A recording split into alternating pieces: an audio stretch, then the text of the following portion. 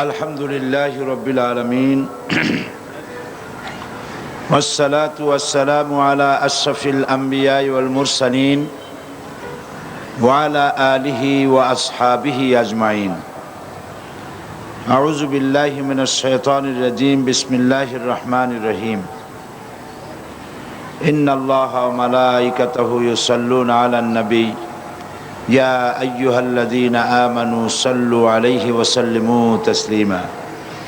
দরুদ শরীফ পড়েন। আল্লাহুম্মা সাল্লি আলা সাইয়্যিদিনা ওয়া নাবিয়িনা শাফিয়ানা মাওলানা মুহাম্মদ সাল্লাল্লাহু আলাইহি ওয়া আলা আলিহি ওয়া সাহবিহি ওয়া বারিক ওয়া সাল্লাম। সম্মানিত সভাপতি,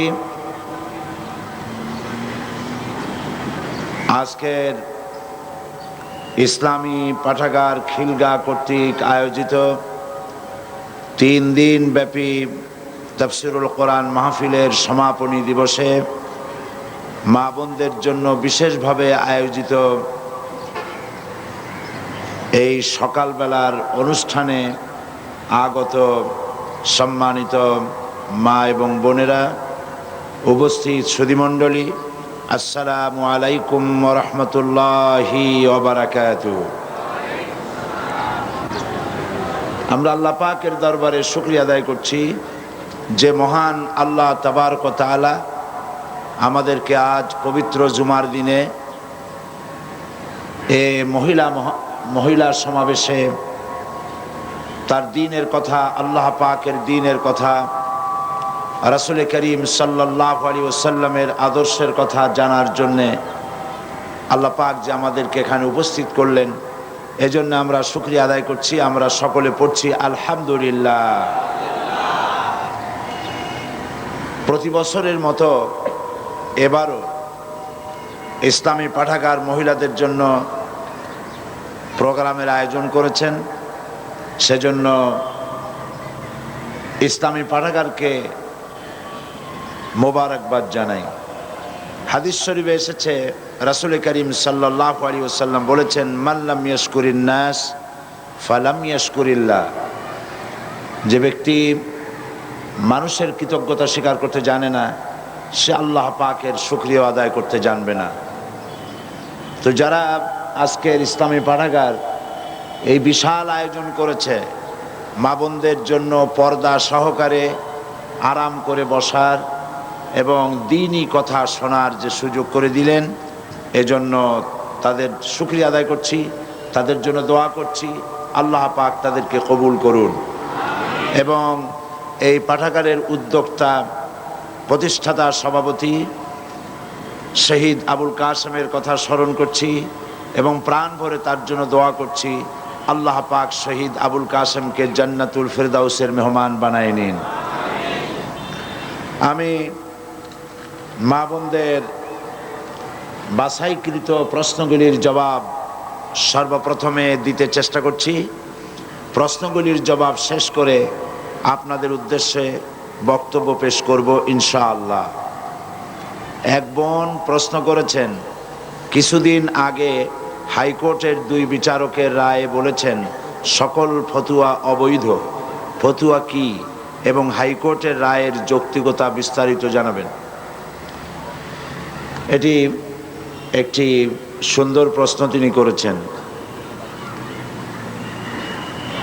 নওগাঁ জেলার সাইফুল এবং শাহিদা নাম্নী এক দম্পতির মধ্যে তালাক অনুষ্ঠিত হয়েছে এবং এরপরে একজন হাজী সাহেব এর ফতোয়া দিয়েছেন। সেই ফতোয়া অনুযায়ী তাদের মধ্যে সংসারে ভাঙন সৃষ্টি হয়েছে না কি হয়েছে, পত্রপত্রিকা আপনারা দেখেছেন। এরপরে হাইকোর্ট থেকে এর রায় ঘোষণা করা হয়েছে। তো ব্যাপারটি হয়েছে এরকম যে কারো পায়ে যদি গ্যাংরিন হয়, তাহলে গ্যাংরিনযুক্ত আঙ্গুলটা কেটে দেওয়া উচিত, এটা আর সংক্রামিত হবে না। কিন্তু পায়ে গ্যাংরিন হয়েছে বলে কোনো ডাক্তার রুগীর গলায় কেটে দিয়ে রুগীর জীবনের মতো যন্ত্রণা মুক্ত করে দেবে রোগের, এরকম কোনো ডাক্তারে কাজ করে না। এখন নওগাঁয় যে ঘটনা ঘটেছে, সেই ঘটনার কারণে হাইকোর্টের বিচারপতিদের উচিত ছিল শুধুমাত্র যেখানে ঘটনা ঘটেছে সেই অন্যায়ভাবে ফতোয়া দেওয়ার, এবং যে ব্যক্তি ফতোয়া দেওয়ার অধিকার রাখে না এমন ব্যক্তি ফতোয়া দেওয়ার কারণে এদের শাস্তি হওয়া উচিত ছিল। তা না করে বিচারক দুইজন একেবারেই অ্যাজ এ হোল গোটা ফতোয়া সিস্টেমটা কি অবৈধ ঘোষণা এবং শাস্তিযোগ্য অপরাধ হিসাবে ঘোষণা করলেন। এটি তারা সঠিক রায় দেননি, এ রায়টি সঠিক হয়নি। ফতোয়া কি সেটা আগে আপনাদের বুঝতে হবে। ফতোয়া হচ্ছে আরবি শব্দ, শব্দটি ফতুয়া নয়, ফাতোয়া। এর অর্থ বিষয়টা হচ্ছে যে প্রত্যেকটি মুসলিম নরনারী তার জন্ম থেকে শুরু করে মৃত্যু পর্যন্ত জীবনের সকল দিক ও বিভাগে প্রত্যেকটি মুসলমান নরনারী সারাটি জীবন ফতোয়ার মুখাপেক্ষী। ফতোয়া কি? ফতোয়া হলো নামাজ কিভাবে পড়ব, সন্তানের আকিকা কিভাবে দেব, সন্তানের নামটা কিভাবে রাখবো, রোজা কেমনে রাখবো, কি কি কারণে রোজা ভঙ্গ হয়, কি কি কারণে গোসল ওয়াজিব হয়, ফরজ হয়, বিবাহ কিভাবে করব, দেনমোহর কিভাবে আদায় করব, যদি তালাকের প্রয়োজন হয় তাহলে তার সেই কাজ কিভাবে সম্পাদন করব ইত্যাদি। জীবন পরিচালনার জন্য যা কিছু প্রয়োজন, এই সব কথাবার্তা জানার জন্য জনগণ বিশেষজ্ঞদের কাছে যাবে। সত্যিকারের যারা আলেম, যারা কোরআন পড়েছেন, হাদিস পড়েছেন, মুমতাজুল মুহাদ্দিসিন, মুমতাজুল ফুকাহা, মুমতাজুল মুফাসসিরিন এরকমের ডিগ্রি অর্জন করেছেন, মুফতি যারা, এই জাতীয় ওলামাদের কাছে যেতে হবে। তো এই সব সমস্যার কথা তাদেরকে বললে ওনারা কোরআন হাদিসের দৃষ্টিতে ওই সমস্যার যেসব সমাধান দিবেন, সিদ্ধান্ত বলবেন, এই সিদ্ধান্তটার আরবি নাম হচ্ছে ফাতোয়া। বিষয়টা বুঝে আসছে কিনা? এখন অ্যাজ এ হোল যদি ফতোয়াকে নিষিদ্ধ ঘোষণা করা হয় তাহলে তো ইসলাম পালন করা মুসলমান নরনারীর জন্য সম্পূর্ণভাবে অসম্ভব হয়ে যাবে। এই কাজটি ওনারা ভালো করেননি। যে রায় দিয়েছেন এ রায়টি সঠিক হয়নি। এ রায়ের পুনর্বিবেচনা হওয়া উচিত, আপিল হওয়া উচিত, এবং এ রায় কিছুতেই দেশের জনগণ মানবে না।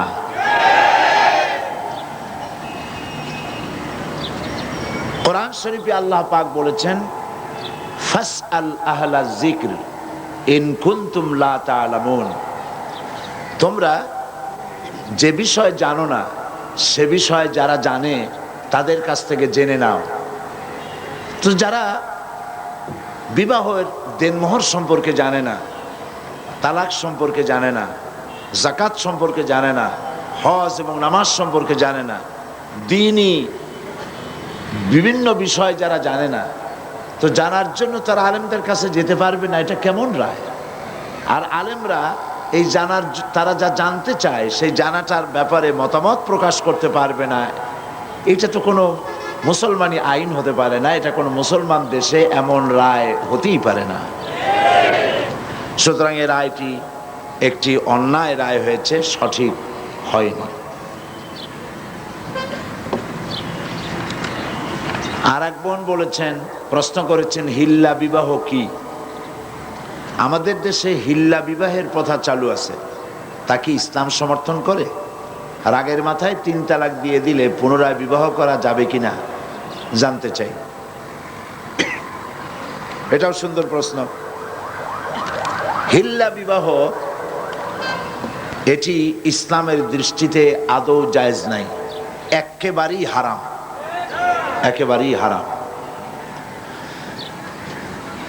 তালাকের বিষয়টা হিল্লা প্রশ্ন আসে তালাকের পরে, তাই না? সেজন্য তালাকের কথাটা আগে বলে নেই। ইসলাম কিন্তু তালাক চায় না। আল্লাহর কাছে সমস্ত বৈধ জিনিসের মধ্যে দুটি বৈধ অত্যন্ত জঘন্য নিকৃষ্ট। একটি হচ্ছে ভিক্ষাবৃত্তি, আর একটি হচ্ছে তালাক। আল্লাহ পাক আদৌ পছন্দ করেন না। কিন্তু তারপরেও তালাক প্রথাকে ইসলাম তালাকের প্রভিশন রেখেছে। কারণ হতেই পারে এমন যে স্ত্রী শরীয়তের বিধান মানছে না, চরিত্রহীনা হয়ে পড়েছে। তো এই স্ত্রী নিয়ে ঘর গৃহবাস করা স্বামীর জন্য অত্যন্ত দুঃসাধ্য ব্যাপার। আবার এমনও হতে পারে যে স্বামী নপুংসক হয়েছে, পাগল হয়ে গেছে, জালিম। এই স্বামীর ঘর করা স্ত্রীর জন্য মহা সমস্যা। তো ইসলাম তো সকল সমস্যার সমাধান দিতে এসেছে। সেই জন্য তালাকের একটা প্রভিশন রেখেছে, যাতে করে এই যন্ত্রণা কিয়ামত মৃত্যু পর্যন্ত স্বামী স্ত্রীর ভোগ করা না লাগে। কিন্তু এই তালাকটা কখনোই রাগের মাথায় পানে চুন কম হয়েছে কেন, বেগুন ভর্তায় লবণ বেশি হলো কেন, গোশতের মধ্যে তেল বেশি হলো কেন, ভাত এত নরম হয়েছে কেন, এই সব হাবিজাবি কথাবার্তা দিয়ে কথায় কথায় স্ত্রীকে তালাক দেওয়া যাবে না। তালাক হচ্ছে, দেখা গেল যে স্ত্রী দুশ্চরিত্রা, চরিত্রহীনা, অথবা শরীয়তের বিধান মানে না, তাকে চেষ্টা করা হবে, স্বামী স্ত্রীর মনোমালিন্য হয়েছে, চেষ্টা করা হবে মনোমালিন্যকে দূর করে স্বামী স্ত্রীর ভালো সম্পর্কে স্থাপনের জন্য চেষ্টা করা হবে। সেজন্য কোরআন শরীফ বলেছে যে এই চেষ্টার জন্য উভয় পক্ষের মুরব্বীদেরকে ডেকে সালিশ করো। সালিশে যদি না হলো, তাহলে প্রথমত চেষ্টা করো স্বামী স্ত্রী নিজেরা দুইজনে, তাতে যদি না হয় তাহলে সালিশ ডাকো। সালিশে তো যদি না হয় তাহলে এক তালাক দাও। একসঙ্গে তিন তালাক দিও না, এক তালাক দাও। এক তালাক দিয়ে সময় দাও, বিছানাটা আলাদা করে দাও, একসাথে এক বিছানায় থেকো না। একটা তালাক দিয়ে অপেক্ষা করো, দেখো যে এক তালাক পাওয়ার পরে স্ত্রী তার চরিত্র সংশোধন করে কিনা, ফিরে আসে কিনা। যদি ফিরে আসে তাহলে দ্বিতীয় মাসে তাকে তুমি তোমার কাছে ফিরিয়ে নিতে পারো। এ হলো আল্লাহর বিধান। এ বিধান কার? আল্লাহর বিধান। কোরআন শরীফে আল্লাহ পরিষ্কার বলেছেন দ্বিতীয় মাসে তারা ফিরায় নাও। দ্বিতীয় মাসে দেখা গেল স্ত্রী ফিরল না, তার পূর্ব নীতির উপরই বহর, চরিত্র ভালো হলো না, তওবা করলো না, শরীয়ত মানলো না, তাহলে বশ্যতা স্বীকার করলো না, তাহলে দ্বিতীয় মাসে আর এক তালাক দাও, বিছানা ওইভাবে আলাদাই থাকুক। যদি স্ত্রী স্বামী থেকে এই বিচ্ছিন্নতায় বিরহ যন্ত্রণা সহ্য করতে না পারে এবং নিজের দোষ ত্রুটি বুঝতে পারে, আর যদি ফিরে আসে, তাহলে তৃতীয় মাসে তারে ফিরায় নাও। দেখছেন আল্লাহর বিধান, ফিরায় নাও। কিন্তু দেখা গেল তৃতীয় মাসেও ফিরল না, তখন তাকে গ্রেট ডেঞ্জার সিগন্যাল নাম্বার 10 দিয়ে দাও। 1 2 3, এরপর তো আর কিছু থাকে না। তৃতীয় মাসেও যখন ফিরল না, তখন 3 তালাক বায়না করে তাকে ব্যাক করায় দাও, বাস শেষ হয়ে গেল। এরপরে আল্লাহ পাক বলছেন এই স্ত্রী আর কোনোদিন তুমি গ্রহণ করতে পারবে না, তোমার জন্য চিরকালের জন্য এই স্ত্রী হারাম হয়ে গেল। হাত্তা তানকিহা জাওজান গায়রাহু, যতক্ষণ পর্যন্ত অন্য পুরুষ সে গ্রহণ না করছে। এইখানে গ্রামের মাতুব্বার সর্দারেরা, মেম্বার চেয়ারম্যানেরা এই আয়াতের এই একটু সুযোগ পাইল যে আর একটা পুরুষের কাছ থেকে ঘুরে আসলে তবে তো প্রথম স্বামী পাইতে পারে। সেই জন্য তারা হিল্লার ব্যবস্থা করলো। সেই হিল্লাটা কি? সেই হিল্লা হলো একটা পুরুষের সঙ্গে কন্ট্যাক্ট করা হলো, চুক্তি, যে তুমি এই মেয়ে লোকটাকে বিয়ে করবা, কিন্তু সাবধান, তাকে টাচ করতে পারবে না, অথবা 3 দিন রাখবা, তারপরে তাকে তালাক দিয়ে দিবা। এইভাবে পয়সা দিয়া অথবা ম্যানেজড ওয়েতে বিবাহের ব্যবস্থা করে দিল। ইসলামী শরীয়তে এই ধরনের হিল্লা বিবাহ সম্পূর্ণ হারাম, আদৌ জায়েজ নেই। তাহলে কি হবে? হবে এই যে প্রথম স্বামীর তালাক দেওয়ার পর স্ত্রী ইদ্যত পালন করবে, ইদ্যত পালন করার পর সে ইচ্ছে করে কারো সঙ্গে যদি বিবাহ করে, কোনো পুরুষকে যদি স্বামী হিসেবে গ্রহণ করে, আর ওই পুরুষ যদি মারা যায়, তাহলে প্রথম স্বামী তাকে ইদ্যত পালনের পর আবার স্ত্রী হিসেবে নিতে পারবে। দুই, এ হলো 1 নম্বর সূরত। দ্বিতীয় নম্বর সূরত হচ্ছে এই যে দ্বিতীয় স্বামী বিবাহ করার পর ঘটনাচক্রে যদি দ্বিতীয় স্বামী তাকে তালাক দেয়, কোনো পরিকল্পিত উপায় নয়, চুক্তির ভিত্তিতে নয়, কোনো ঘটনাচক্রে যদি তালাক দেয়, তাহলে প্রথম স্বামী নিতে পারবে। এছাড়া প্রথম স্বামীর কাছে ফেরার বা গ্রহণ করার কোনো সুযোগ নাই। মৃত্যু পর্যন্ত এই স্বামীর জন্য ওই স্ত্রী হারাম হয়ে গেছে। এই হচ্ছে ইসলামের বিধান। গ্রামের মাতব্বর কি বলল, চেয়ারম্যান কি বলল, এইটা ফতোয়া নয়, এইটা ফতোয়ার বিষয় নয়। আজ পত্র পত্রিকাগুলি আর এনজিওরা খালি বলতেছে ফতোয়াবাজ ফতোয়াবাজ ফতোয়াবাজ। এই কথাটা একটা বিদ্বেষমূলক কথা। যেমন হামলাবাজ, মামলাবাজ, দুর্নীতিবাজ, এইগুলি যেমন শব্দ, ফতোয়ার সামনে তেমন কোনো বাজ শব্দ বসানো যায় না। যারা ফতোয়াবাজ বলে ওরা নিশ্চয়ই মতলববাজ। এটা মতলব করে, দুর্বিসন্ধি করে ফতোয়ার মতো এত বড় গুরুত্বপূর্ণ বিষয়কে নিন্দনীয় করার জন্য এই ব্যবস্থা তারা গ্রহণ করেছে। সুতরাং এই বোনের এই প্রশ্নের জবাবে আমি বলছি, হিল্লা বিবাহ ইসলামী বিধান অনুযায়ী কোরআন হাদিসের দৃষ্টিতে সম্পূর্ণ সুস্পষ্টভাবে হারাম, জায়েজ নাই।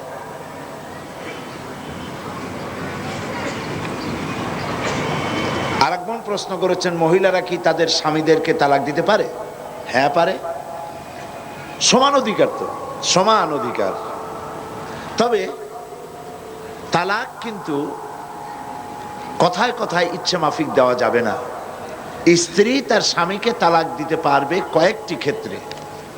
এক, যদি প্রমাণিত হয় যে তার স্বামী নপুংসক, এটা অভিযোগ করলে হবে না, এটা ডাক্তার কর্তৃক প্রমাণিত হতে হবে যে স্বামী নপুংসক, তাহলে এই স্বামীকে বাদ দিয়ে স্ত্রী ইচ্ছে মতো কোনো পুরুষকে গ্রহণ করতে পারে। দুই, যদি স্বামী পাগল হয়ে যায়, উন্মাদ হয়ে যায়, তার সারার আর কোনো লক্ষণ নাই, তাহলে এই স্বামী পরিত্যাগ করে স্ত্রী স্বামীকে তালাক দিয়ে নতুন কোনো পুরুষকে স্বামী হিসেবে গ্রহণ করতে পারে। তিন, স্বামী যদি জালিম হয়, তার জুলমে, তার অত্যাচারে স্ত্রী অতিষ্ঠ, তার প্রাণ রক্ষা করা মুসিবত, মুশকিল, এসব কথাগুলি কোর্ট কর্তৃক প্রমাণিত করে স্ত্রী তার স্বামীকে পরিত্যাগ করতে পারে। সুতরাং স্ত্রীকে তালাক দেওয়া স্বামীর একতরফা অধিকার নয়, স্ত্রীকেও অধিকার দেওয়া হয়েছে, স্বামীকে ক্ষেত্র বিশেষে তালাক দেওয়ার অধিকার সেও রাখে। এই বোন আরো একটি প্রশ্ন করেছেন, কিভাবে কি কথায় রাগের অবস্থায় যদি তালাক দেওয়া হয় তা কার্যকর হবে কিনা? হ্যাঁ, তালাকটা আইয়ুব খানের পারিবারিক ল যেটা করেছেন, কি জানি নাম ওইটার, মুসলিম পারিবারিক আইন।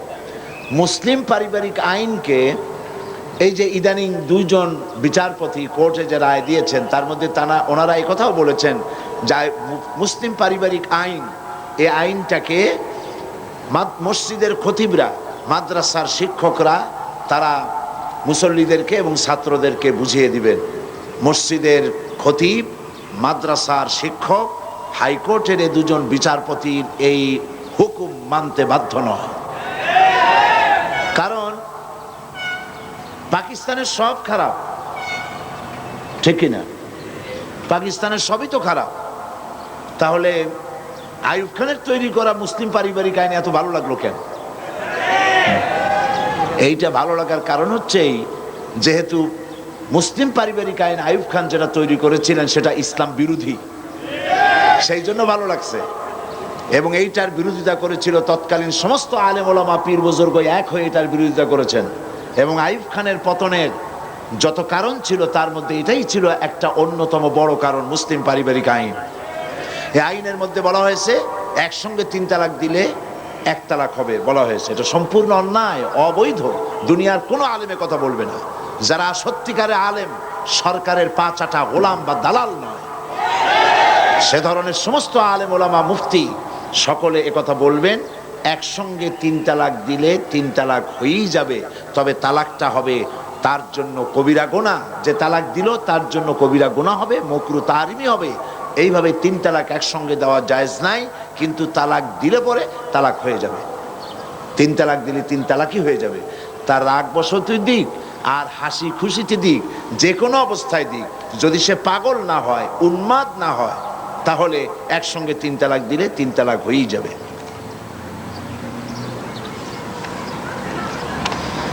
আর এক বোন প্রশ্ন করেছেন, মহিলাদের সতর কতটুকু? ইহা কি সবসময় মেনে চলতে হয় বা ঢেকে থাকতে হয়? কি এটা? মহিলাদের সতর, পুরুষের সতর হচ্ছে নাভি থেকে শুরু করে হাঁটু পর্যন্ত, এইটা ঢেকে রাখা ফরজ। কথা বুঝতে পেরেছেন? আমাদের দেশে ইসলামের শাসন না থাকার কারণে আমাদের দেশের সেনাবাহিনী, বিডিআর, পুলিশ, আনসার, তাদেরকে হাফ প্যান্ট পরায়া পিটি করানো হয়। এটি জায়েজ নাই। এটা ব্রিটিশের আইনকে ফলো করা হয়, আল্লাহর আইন ফলো করা হয় না।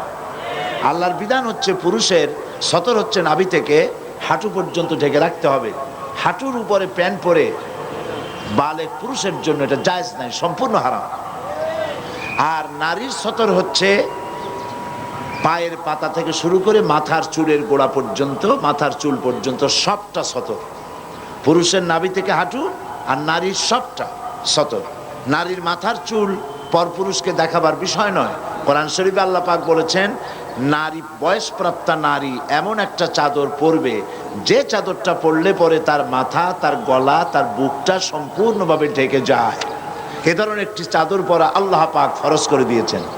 সুতরাং মাথার চুল ঢেকে রাখতে হবে, গলাটা ঢাকতে হবে, বুকটা ঢাকতে হবে।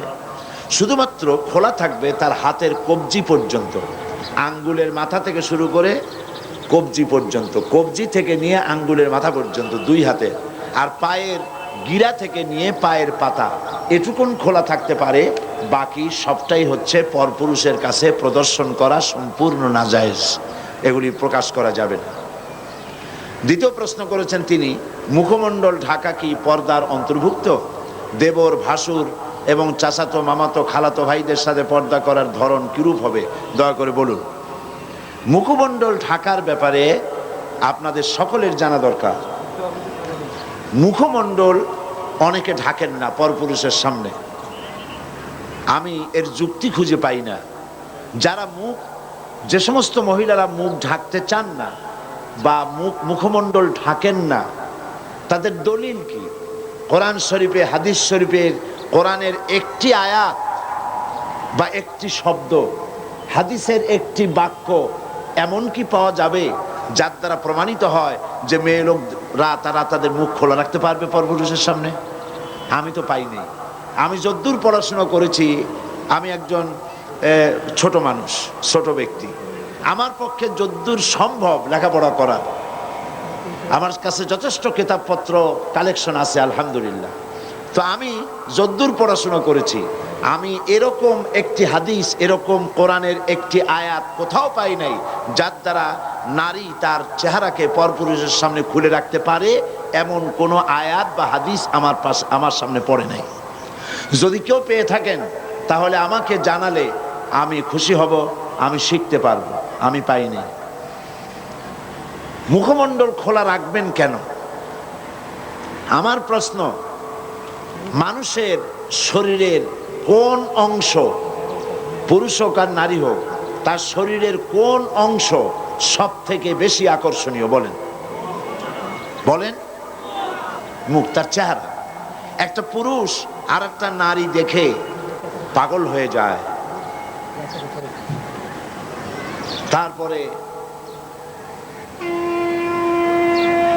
কত দুর্ঘটনা ঘটে, আত্মহত্যা পর্যন্ত হয়ে যায় সেই মেয়েটিকে না পাওয়ার কারণে, এবং সেই ছেলেটিকে না পাওয়ার কারণে কত মেয়ে আত্মহত্যা করে। এটা মেয়েটার শরীরের কোন অংশ দেখে এই ছেলেটা পাগল হয়েছে? মেয়ের ঠ্যাং দেখে, তার হাত দেখে, তার মুখমণ্ডল, তার চেহারা দেখে, তার অ্যাপিয়ারেন্স, তার চেহারা দেখে। একজন আরেকজনের মুখমণ্ডল চেহারা দেখি, চেহারাই হচ্ছে গোটা বডির মধ্যে সৌন্দর্যের কেন্দ্র, সৌন্দর্যের সেন্টার তার চেহারা। আল্লাহই বানিয়েছে। তো আপনার শরীরের যে অংশটা সব থেকে বেশি আকর্ষণীয়, সেই চেহারাটাই যদি খোলা রাখলেন, তাহলে গোটা শরীরটা ঢেকে রেখে তাতে ফায়দা কতটুকুন হলো? এই জন্য চেহারাটাকে ঢেকে রাখতে হবে, এটাই নিয়ম। কত সুন্দর বোরখা বেরিয়েছে আজকাল। বোরখা এখন একটা ফ্যাশন, ঠিক না? তবে আবার এরকম বোরখা পরা উচিত না যেই শরীরের আকর্ষণ ঢাকার জন্য আপনি বোরখা পরলেন, সেই বোরখার আকর্ষণে আবার লোকেরা আপনার দিকে সবসময় তাকায় না থাকে। কথা ঠিক কিনা? এ ধরনের অনেক বোরখা তৈরি হয়েছে যে দারুণ ফ্যাশন ট্যাশন দিয়ে তৈরি হয়েছে। সৌদি আরবে এই ফ্যাশনওয়ালা বোরখা, এবার আমি হজের মৌসুমে মক্কা শরীফে ছিলাম, শুনে এলাম দোকানদারেরা আমাকে বললেন যে ফ্যাশনওয়ালা বোরখা গভর্নমেন্ট বন্ধ করে দেওয়ার জন্য সিদ্ধান্ত নিয়েছে, যে এত ফ্যাশন বোরখাই করতে পারবে না। তো চেহারাটা ঢেকে রাখতে হবে, আর হিজাব এবং নেকাব পরতে হবে। নাকের উপর দিয়ে সুন্দর করে রুমাল দিয়ে বাঁধবে, আর ভুরুর উপর দিয়ে চোখ দুটো খোলা থাকবে, ব্যাস আপনার বোরখা পরা হয়ে গেল, হিজাব পরা হলো। এর দ্বারা আপনি নিরাপত্তা লাভ করতে পারবেন। আর চেহারা যদি খোলাই থাকলো, আপনার প্রতি যুবকদের আকর্ষণ বাড়লো, পুরুষদের আকর্ষণ বাড়লো, পথে ঘাটে আপনি বিপদগ্রস্ত হবেন। অবৈধ কারা মাইক বাজা, কারাই মাইক বাজা, এত অনুরোধ দিয়ে কাম কি? তো চেহারা দেখে পাগল হলো, তারপরে প্রেম নিবেদন করলো, প্রেমে সে স্বীকৃতি দিল না মেয়েটা, তারপরে অ্যাসিড নিক্ষিপ্ত হওয়ার দুর্ভাগ্য তাকে বরণ করতে হলো। এ সবকিছুই হলো বেপরদার কারণে, ঠিক কিনা বলে? বেপরদার কারণে। আজ পর্যন্ত নারীদের মুখমণ্ডলে যত অ্যাসিড নিক্ষিপ্ত হয়েছে, যত নারী, সমস্ত নারীরাই বেপর্দা নারী। আপনি বলতে পারবেন না যে কোনো বোরখা পরা নারীরা, পর্দানসী না কোনো মহিলা অ্যাসিড আক্রান্ত হয়েছে, এর কোনো নজির নাই। কারণ হলো বোরখা পরে এ মহিলা আল্লাহর হুকুম পালন করেছে, তাই আল্লাহ পাক তাকে নিরাপত্তা প্রদান করেছেন। এই জন্য মুখমণ্ডল ঢেকে রাখতে হবে।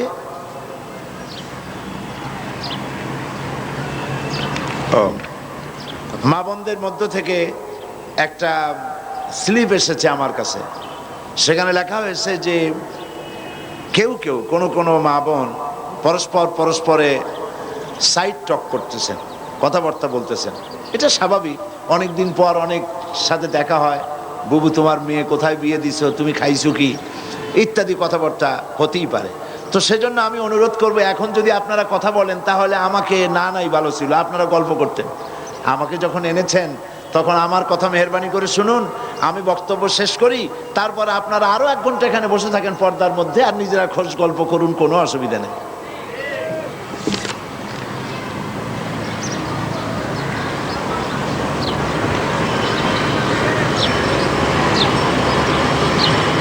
আরেকটি প্রশ্ন করেছেন তিনি, আমার শ্বশুর বাড়ির লোকজনের ইসলামী পর্দা প্রথা সম্পর্কে ধারণা না থাকায় আধুনিক জাহিলি চালচলনে অভ্যস্ত। এমত অবস্থায় আমিও সেখানে ঠিকমতো পর্দা করতে পারি না, আমার কি করা উচিত? আপনি আপনার শ্বশুর বাড়ির লোকজনদেরকে পর্দা সম্পর্কে তাদেরকে বুঝান, কোরআন হাদিস দিয়ে বুঝান, এবং আপনি নিজে পর্দা করে চলুন, তাদেরকে বুঝাতে চেষ্টা করুন। এইভাবে আস্তে আস্তে করে বুঝাইয়া তাদেরকে পর্দার ভিতরে আনার জন্য চেষ্টা করুন। আরেক বোন প্রশ্ন করেছেন, আপনি একজন আলেম, আপনি কেন ওয়াজ মাহফিলে ওয়াজ নসিহতের ভেতরে রাজনীতির কথা বলেন? ভালো কথাই বলছেন। তো এটা দেখো, বিষয়টা হচ্ছে আল্লাহ যদি রাজনীতির কথা না বলতেন, রাসূল করিম সাল্লাল্লাহু আলাইহি ওয়াসাল্লাম যদি রাজনীতি না করতেন, সাহাবায়ে কেরাম যদি রাজনীতি না করতেন, আমি সাইদি রাজনীতির কথা বলতাম না, যেহেতু আল্লাহ পাক কোরআনে কারীমের মধ্যে রাজনীতির কথা বলেছেন, রাজনৈতিক বক্তব্য কোরআনে আছে, তো আমি কিভাবে রাজনীতির কথা না বলে পারবো? যদি আমি এগুলি না বলি তাহলে রাসূল করিম সাল্লাল্লাহু আলাইহি ওয়াসাল্লাম বলেছেন আস-সাকিতু আনিল হাক্কি ফাহুয়া শায়তানুন আখরাস। যে ব্যক্তি হক কথা বলে না, জেনে হক জানে অথচ সে বলে না, সে বোবা শয়তান। কাজেই যারা কোরআন হাদিস জানার পরেও কোরআন হাদিসের অর্থনীতি রাজনীতি সম্পর্কে জনগণকে অবহিত করে না, রাসূল যে কথা বলেছেন সে তো বোবা শয়তান হয়ে যাবে। তো আল্লাহ পাকের রাসূল রাজনীতি করেছেন, রাষ্ট্রপ্রধান ছিলেন। গতকাল এই বোন যদি মাহফিলে থাকতেন তো আজকের এই প্রশ্ন করতেন না বলি আমি মনে করি। কালকের রাজনীতির কথা যথেষ্ট আমি বলেছি, কোরআনে কারিমে কি আছে, রাসূল কি করেছেন, বলি নাই?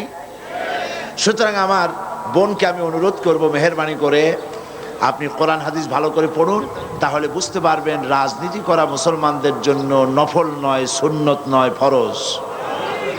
মুসলমানেরা ইসলামী রাজনীতি করবে। কি রাজনীতি করবে? ইসলামী রাজনীতি করবে। কেন? আমি যদি রাজনীতি না করি তাহলে সুদ বন্ধ করব কি করে? সুদ কি হালাল না হারাম? বলেন, হালাল না হারাম? তা আমি কি খতমে খাজেগান পড়ে, বুখারী শরীফ খতম করে, কোরআন শরীফ খতম করে ফু দিয়া সুদযুক্ত সুদওয়ালা ব্যাংকগুলিকে আমি কি সুদ বন্ধ করতে পারবো? বাংলাদেশের সমস্ত আলেমরা যদি পানি পড়িয়া সেই পানি সুদের ব্যাংকে ঢালে দেয়, তাতে কি সুদ বন্ধ হবে? তাবলিগি জামাতের লোকেরা টঙ্গি বসে লক্ষ লক্ষ মানুষ সুদের বিরুদ্ধে কাঁদতে কাঁদতে সব যদি বেহুশ হয়ে যায়, তাতে কি সুদ বন্ধ হবে? সুদ বন্ধ হবে কিসে? পার্লামেন্টে আইন পাস করতে হবে। পার্লামেন্টে কি করতে হবে? সুদ বিরোধী আইন পাস করতে হবে সুদ বন্ধ করার জন্য। আর পার্লামেন্টে আপনি যাইতে পারবেন না কিয়ামত পর্যন্ত পীর মুরিদি করিয়া। পার্লামেন্টে যাইতে পারবেন কখন? রাজনীতি করিয়া। কি করে যেতে পারবেন? তাহলে রাজনীতি না করলে আপনি সুদ বন্ধ করবেন কি করে? এটা দাও, একটা পেপার ওয়ার্ড দাও। হ্যাঁ, এরপরে দেশে বেশ্যাবৃত্তি চলতেছে, ঘুষ চলতেছে, সুদ চলতেছে, জুয়া চলতেছে, জেনা ব্যভিচার চলতেছে, ঠিক কিনা বলেন? এগুলো আপনি কি দিয়ে বন্ধ করবেন?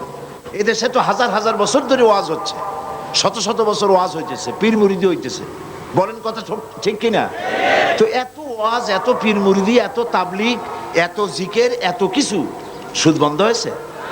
বেশ্যাবৃত্তি বন্ধ হয়েছে? জেনা বন্ধ হয়েছে? চুরি ডাকাতি বন্ধ হয়েছে? সেগুলি আপনি বন্ধ কি দিয়ে করবেন? বন্ধ করবেন সেইভাবে রাসূল করেছেন, যেভাবে রাসূলুল্লাহ মদিনায় গিয়েছেন, রাষ্ট্র প্রতিষ্ঠা করেছেন, কোরআনের আইন চালু করেছেন, রাজনৈতিক বিধান চালু করেছেন, সমাজনীতি দিয়েছেন, অর্থনীতি দিয়েছেন, ইসলাম পূর্ণাঙ্গ রূপে প্রতিষ্ঠিত হয়েছে। চুরি ডাকাতি জেনা ব্যভিচার অটোমেটিক্যালি সব বন্ধ হয়ে গেছে। কাজী আল্লাহ রসুল যে কারণে রাজনীতি করেছেন, আমিও একই কারণে রাজনীতি করি।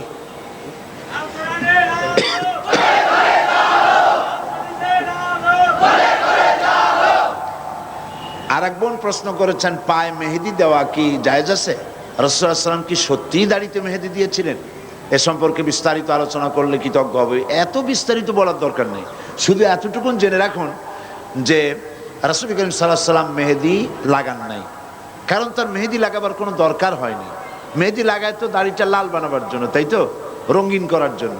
এখন হুজুরের দাড়ি পাকে নাই, চুলি পাকে নাই, ইন্তেকালের আগে মাত্র 17 গাছা চুল দাড়ি পাকছিল, মাত্র 17 গাছা চুল দাড়ি পাকছিল, এই জন্য মেহেদি লাগাবার কোনো দরকার হয়নি। তবে সাহাবায়ে কেরাম মেখেছেন, হুজুর তা পছন্দ করেছেন। কাজেই মেহেদি যদি কোনো মেয়ে লোক পায়ে লাগায় তা কোনো গুনাহ হবে না। হাতেও লাগাতে পারেন, পায়েও লাগাতে পারেন, কোনো নাজায়েজ বিষয় নয়। বরং হাতে মেহেদি লাগানো, মেয়েরা হাতে মেহেদি লাগাবে, এটা রাসূলুল্লাহ পছন্দ করতেন।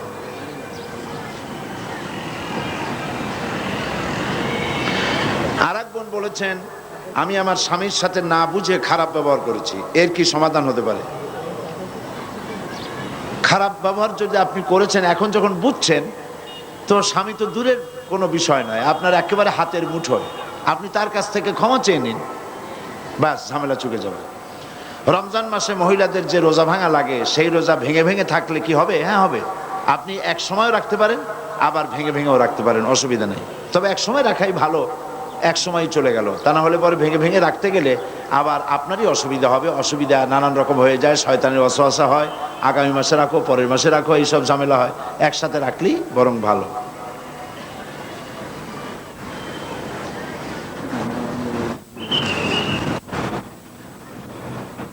আমাদের জীবনে অনেক কাজা নামাজ আছে, ওই নামাজ আমাদের পড়তে হবে কিনা বলবেন।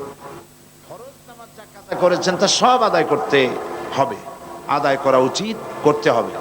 এবং এর নিয়ম হচ্ছে প্রত্যেক ফরজ নামাজের আগে সেই কাজা নামাজটা আদায় করে নেবেন।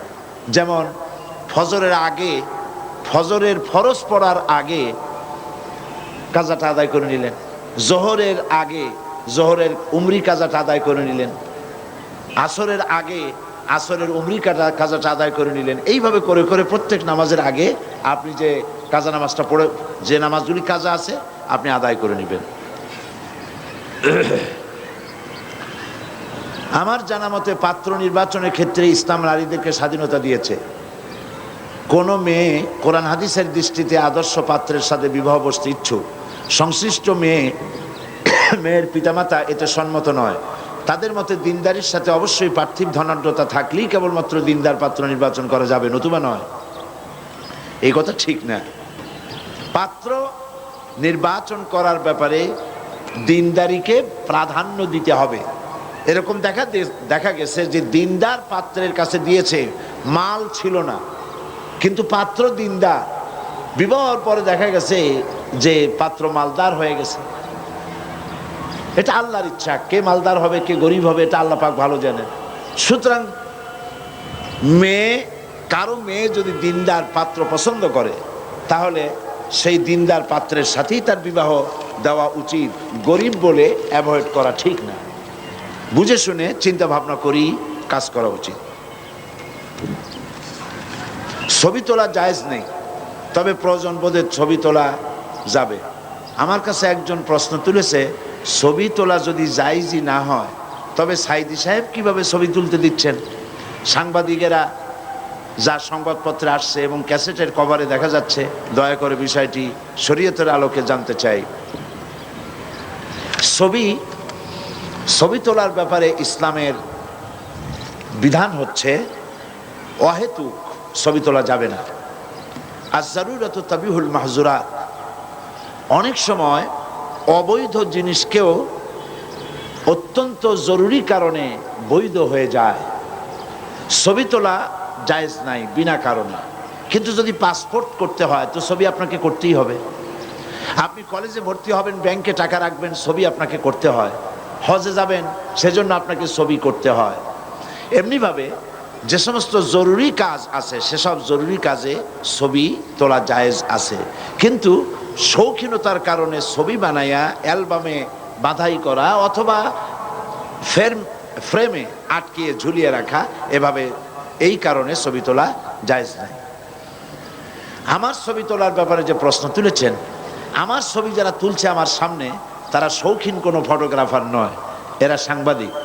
আর যেই ছবি তোলার পেছনে কোনো নিউজ ভ্যালু থাকে সে ধরনের ছবি তুলতে ইসলামের কোনো আপত্তি নাই, সে ধরনের ছবি তোলা যেতে পারে। যারা এই মাহফিলে আসে নাই, বাংলাদেশের বিভিন্ন জায়গায় রয়েছে, তারা পত্রিকার মাধ্যমে তারা জানতে পারে যে এত সন্ত্রাস, এত অসুবিধা, এত জুলম, এত নির্যাতনের পরেও হাজারো লাখ মানুষ পল্টনে একত্রিত হয়েছে কোরআন শোনার জন্যে। এটি পত্রিকার মাধ্যমে লোকেরা জানতে পারে। ফলে ছবি, সাংবাদিকেরা যে ছবি নেয়, যে সমস্ত ছবির নিউজ ভ্যালু হয়, এই ধরনের ছবি তোলা নাজায়েজ নয়। মেয়েদের স্বামী মারা গেলে রঙিন শাড়ি ও গহনা পরতে দেওয়া হয় না, এটা কি কোরআনের বিধান? না, কোরআনের বিধান নয়। শোক যতদিন থাকে, 40 দিন পর্যন্ত শোক পালন করতে হয়। সেই শোক পালনের সময় স্বর্ণ, তারপরে এই কি বলে রঙিন কাপড় চোপড়, রূপচর্চা ইত্যাদি কার জন্য? যার জন্য ছিল তিনি তো বিদায় হয়ে গেছেন। কিন্তু এই শোক পালনের পর নারীর জন্য গহনা পরা এবং রঙিন শাড়ি পরা নিশ্চয়ই নাজায়েজ নয়। এটা কোরআন এবং হাদিসের কোনো বিধান নয়। এনজিওদের মহাসমাবেশের বিরুদ্ধে আপনাদের ভূমিকা কি ছিল? এনজিওরা মহাসমাবেশ করবে, সেখানে আমাদের তাদের বিরুদ্ধে ভূমিকার দরকারটা কি? তবে তারা যে মহাসমাবেশ করেছে, এই মহাসমাবেশটি সম্পর্কে আপনাদের জানা দরকার। এটি সরকার, আমাদের কাছে খবর এসেছে, পত্রপত্রিকার মাধ্যমে আমরা জানতে পেরেছি যে সরকার নিজেদেরকে, নিজের ক্ষমতাকে টিকিয়ে রাখার জন্য এনজিওদেরকে ব্যবহার করছে, আর এনজিওরা সরকারকে টিকায় রাখার জন্য মদত যোগাচ্ছে। তারা মানুষকে সারা দেশ থেকে এনেছে। পত্রিকায় দেখেছি 10 কোটি টাকা নাকি বরাদ্দ ছিল এই আয়োজনের জন্য। আমি জানি না কত কোটি টাকা ছিল। এই যে প্যারেড গ্রাউন্ডে যেটা হলো, এই যে লোকগুলি আনা হলো, এই লোকগুলি ইচ্ছায় স্বেচ্ছায় কেউ আসে নাই। তাদেরকে বাস ভাড়া দিয়া, পয়সা দিয়া, খাওয়ার দিয়া আনা হয়েছে, এবং তারা আসতে বাধ্য হয়েছে কারণ তারা এনজিওদের কাছে ঋণী। এনজিওরা ওদেরকে টাকা দিয়েছে, মানি ইনভেস্ট করেছে। এখন টাকা দিয়েছি, যদি না যাও তাহলে এই টাকাগুলি পাইবে না, পরবর্তী সময় আর তোমাদেরকে কিস্তি দেওয়া হবে না, এরকমের ভয় দেখিয়ে, ভীতি দেখিয়ে লোকদের আনা হয়েছে। পত্রিকায় দেখেছি এমন অনেক মেয়ে লোক, পুরুষ লোক আসছে যারা জানি না কি কারণে তাদেরকে এখানে আনা হয়েছে। তাদের কাছে ফেস্টুন দেওয়া হয়েছে, ব্যানার দেওয়া হয়েছে, যাতে লেখা আছে ফতোয়াবাজি নিপাত যাক। কোন সাংবাদিক তাদেরকে জিজ্ঞেস করেছে, আচ্ছা ফতোয়াবাজি নিপাত যাক এর অর্থ কি? কয় যে আমরা এর অর্থ জানি না, ধরাই দিছে তাই ধরে আছে। এই হচ্ছে অবস্থা। তো তারা বাইরের থেকে লোকদেরকে আমদানি করে এখানে এনে এনজিওরা এই কাজগুলি করেছে। এনজিওদের কাজ, গতকাল আমি বলেছি, এনজিওদের কাজ সেবা করা, রাজনীতি করা নয়, ব্যবসা করা নয়। কিন্তু তারা সংবিধান বহির্ভূত ভাবে তারা এখন ব্যবসা করতেছে, তারা এখন রাজনীতি করতেছে, রাজনীতি কন্ট্রোল করতেছে পর্যন্ত এদূর তারা এগিয়ে গেছে। এবং এনজিওরা হচ্ছে এদেশে অধিকাংশ এনজিও ইসলাম বিরোধী, আলেম বিরোধী, পীর বিরোধী, মুসলমান বিরোধী, সম্পূর্ণরূপে ইসলামের সাথে তারা দুশ্মনী করে যাচ্ছে। তাদের এভাবে কোনো সমাবেশ করা তাদের জন্য বৈধ নয়, অবৈধভাবে তারা সমাবেশ করেছে। তাদের কাজটাই হলো সেবার কাজ করা। সমাবেশের কি প্রয়োজন তাদের? এই সমাবেশ করে লোকজনদেরকে মোটিভেটেড করতেছে তারা ইসলামের বিরুদ্ধে। বর্তমান সরকারের আগামী নির্বাচনে তারা ক্যানভাসারের ভূমিকা পালন করছে। বিয়ের কনেকে পার্লার থেকে সাজানো জায়েজ কি? এখন বাড়িতে যদি কেউ সাজাইতে না পারে, বিবাহের জন্য মেয়ে তো সাজাইতেই হবে। বিবাহ তো কোনো শোক দিবস নয় যে কালো একটা শাড়ি পরে মুখ বুজে বসে থাকবে, তো সাজানো লাগবেই। এখন সুন্দর করে সাজাবার লোক যদি বাড়িতে না থাকে, তাহলে বিউটি পার্লারে যেতেই পারে। তবে বিউটিশিয়ান কোনো পুরুষের কাছে যাওয়া যাবে না। বিউটিশিয়ান মহিলা বিউটিশিয়ানদের কাছ থেকে কনেকে সাজায় আনা ইসলাম কোনো বাধা দেয় না। মিলাদ কি? অনেকের মতে পড়া যায়, আবার অনেকের মতে মিলাদ পড়া যায় না। অনুগ্রহ করে সঠিক ব্যাখ্যা জানাবেন। মিলাদটা রাসূলের যুগে ছিল না। মিলাদ মানে জন্ম, মৌলুদ থেকে মিলাদ। তখন এই মিলাদটা রাসূল করিম সাল্লাল্লাহু আলাইহি ওয়াসাল্লামের জন্ম বৃত্তান্ত। এই জন্ম বৃত্তান্তের যে সিস্টেম আমাদের দেশে, উপমহাদেশে চালু হয়েছে, কতগুলো লোক এক জায়গায় বসে তারপরে সব দাঁড়াইয়া এনাবি সালাম আলাইকা কোরআন সুরে সমস্বরে একযোগে পড়ল। এইটা রাসূলের যুগে ছিল না, এটা সাহাবায়ে কেরামের যুগে ছিল না, এটা তাবিঈনদের যুগে ছিল না, এটা তাবিঈনদের যুগে ছিল না। এখন আপনারা মনে করেন যে কোনো জিনিসে খুব সওয়াব আছে এমন কোন জিনিসকে রাসূলুল্লাহ আমাদেরকে জানান নাই, সাহাবায়ে কেরাম আমাদের জানান নাই। আপনারা কি এই ধরনের বিশ্বাস করবেন? এরকম বিশ্বাস করবেন? যাতে সওয়াব আছে রাসূলুল্লাহ সব আমাদের জানাইছেন, সাহাবায়ে কেরাম আমাদের সব জানাইছেন। তো মিলাদে যদি সওয়াব থাকবে তো রাসূলুল্লাহ বললেন না কেন? সাহাবীদের চাইতে আমরা কি বেশি রাসূলুল্লাহকে ভালোবাসতে পারবো? জবাব দেন, পারবো? তো যদি এইটা রাসূলুল্লাহর ভালোবাসার কারণে হয়, তাহলে সাহাবীরা কেন মিলাদ পড়েন নাই? তারা কেন ইয়া নবী সালাম আলাইকা, ইয়া রাসূল সালাম আলাইকা একযোগে দাঁড়ায় পড়ে নাই? এই কথাগুলি বোঝেন আপনারা? রাসূলের যুগে নাই, সাহাবীদের যুগে নাই, তাবিঈনদের যুগে নাই, তাবিঈনদের যুগে নাই। রাসূলুল্লাহর ইন্তেকালের 600 বছর পর মিলাদ আবিষ্কার হয়েছে। এইরকম একটা সুস্পষ্ট বিদআত মুসলমানদের পালন করা উচিত নয়। মহিলাদের সালোয়ার কামিজ ছাড়া কাপড় পরে নামাজ হয় কিনা বুঝিয়ে বলবেন। হবে না কেন? শাড়ি পরে পড়বেন, হবে। সালোয়ার কামিজ শাড়ি যেটাই পরবেন আপনার সতরটা পুরাপুরি ঢাকলেই হলো, নামাজ হয়ে যাবে। বর্তমান প্রেক্ষাপটে গার্মেন্টসের মেয়েরা কিভাবে পর্দা করবে? গার্মেন্টসে তো মেয়েরাই বেশি, সেখানে আপনি পর্দা করার জন্য বাইরে যেভাবে চলেন ওইভাবে বোরখাটা পরে নেবেন, চোখ দুটো খোলা রাখবেন। পুরুষ না থাকলে মুখ খোলা রেখেও কাজ করতে পারবেন, পুরুষ এসে গেলে আবার নেকাবটা পরে নেবেন, এভাবেই কাজ করবেন। মহিলাদের হাত পা মুখমণ্ডল কি সতরের অন্তর্ভুক্ত না? এটা এর জবাব তো দিয়েছি।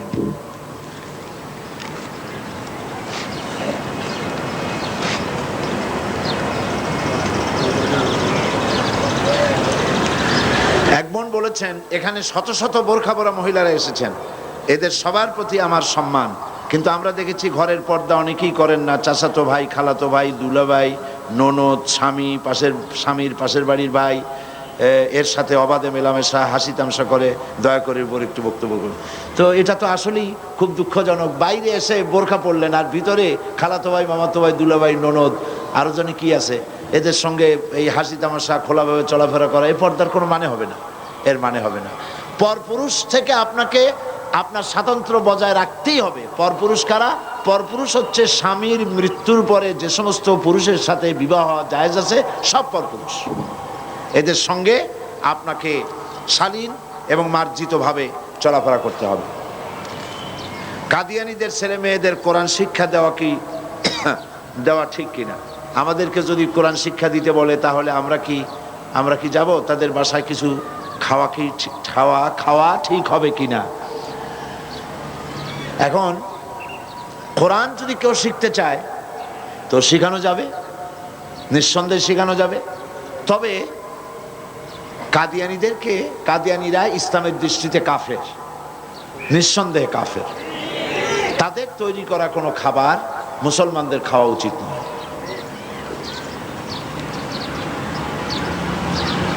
আর এক বোন প্রশ্ন করেছেন, আপনি কি পীর আউলিয়াদের বিরোধী? এই প্রশ্ন কেন করলেন? আমি কি পীর আউলিয়া বিরোধী কোনো মুভমেন্ট করেছি নাকি? পীর আউলিয়া বিরোধী আমি নই, বরং পীর আউলিয়াদের খেদমত আমি স্বীকৃতি দেই। তবে হ্যাঁ, আমি এক শ্রেণীর পীর বিরোধী। তারা কারা? তারা হচ্ছে যারা বেদাত এবং শিরকের মধ্যে লিপ্ত, যারা মানুষের ধর্মীয় অনুভূতিকে কাজে লাগায়া পয়সা উপার্জন করে, যারা হক কথা বলতে ভয় পায়, হক কথা বলে না, আমি তাদের বিরোধিতা করি। যারা বেদাত এবং শিরকের ছড়াছড়ি করে, ওরস, মহাপবিত্র ওরস শরীফ ইত্যাদি হাবিজাবি করে মানুষের পয়সা লোটে, আমি তাদের বিরোধিতা করি। কোন হক্কানি পীর, প্রতিষ্ঠিত আলেমে দ্বীন, যারা সত্যিকারের দ্বীনের খেদমত করেন, জীবনের ঝুঁকি নিয়ে কথা বলেন, পয়সা উপার্জনই পীর মুরিদির লক্ষ্য নয়, আমি সেসব পীরদেরকে শ্রদ্ধা করি, মহব্বত করি। ইসলামী আন্দোলন নারীদের জন্য কতটুকু প্রযোজ্য এবং তা কিভাবে করা যাবে, একথা আমি আমার আলোচনার মধ্যে বলবো ইনশাআল্লাহ। প্রত্যেকটি মানুষের তো হিসাব নেওয়া হবে, কিন্তু যাদের জ্ঞান হবার আগেই মারা যাবে তাদের কি হবে? এ তো বোঝা খুবই সহজ ব্যাপার। যার জ্ঞানই হয়নি, সত্য অবস্থা মারা গেছে, তার আবার বিচার কি? ও তো বিনা বিচারে আল্লাহ তার ব্যাপারে ফয়সালা গ্রহণ করবেন।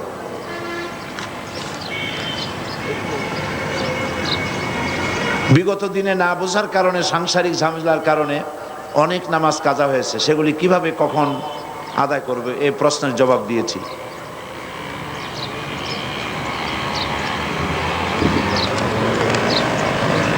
দেশ পরিচালনা করতে যায়, এটা একটা সুন্দর প্রশ্ন।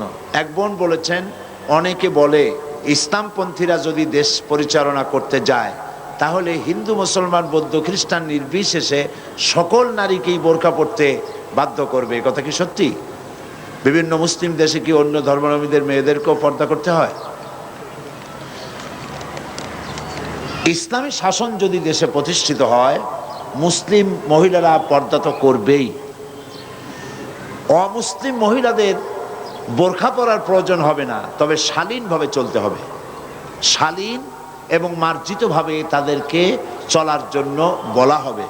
কারণ যত দুর্ঘটনা ঘটে সবই, এই যত নারী ঘটিত দুর্ঘটনা যা ঘটে সব কিছুই নারীর সৌন্দর্য প্রদর্শনী প্রবণতার কারণেই এই সমস্ত দুর্ঘটনাগুলি ঘটে থাকে। সুতরাং হিন্দু হোক, বৌদ্ধ হোক, খ্রিস্টান হোক, প্রত্যেক নারীর জন্যই তার নিজের হেফাজতের জন্যই শালীন এবং মার্জিতভাবে চলাফেরা করা জরুরি। তবে মুসলিম মহিলারা যেভাবে পর্দা করবে, হিজাব করবে, নিকাব করবে, ওইভাবে বিধর্মী মহিলাদেরকে বাধ্য করা হবে না। তাদেরকে বলা হবে তারা যেন শালীন এবং মার্জিতভাবে চলাফেরা করে। ব্যাস, প্রশ্নের জবাব। প্রশ্ন তো অনেক করেছেন, সব প্রশ্নের জবাব দেওয়া তো সম্ভব নয়, যেহেতু আজকে জুমার দিন। আমি সব প্রশ্নের জবাবের দিকে গেলাম না। এখন আমি আপনাদের উদ্দেশ্যে কিছু কথা বলতে চাই।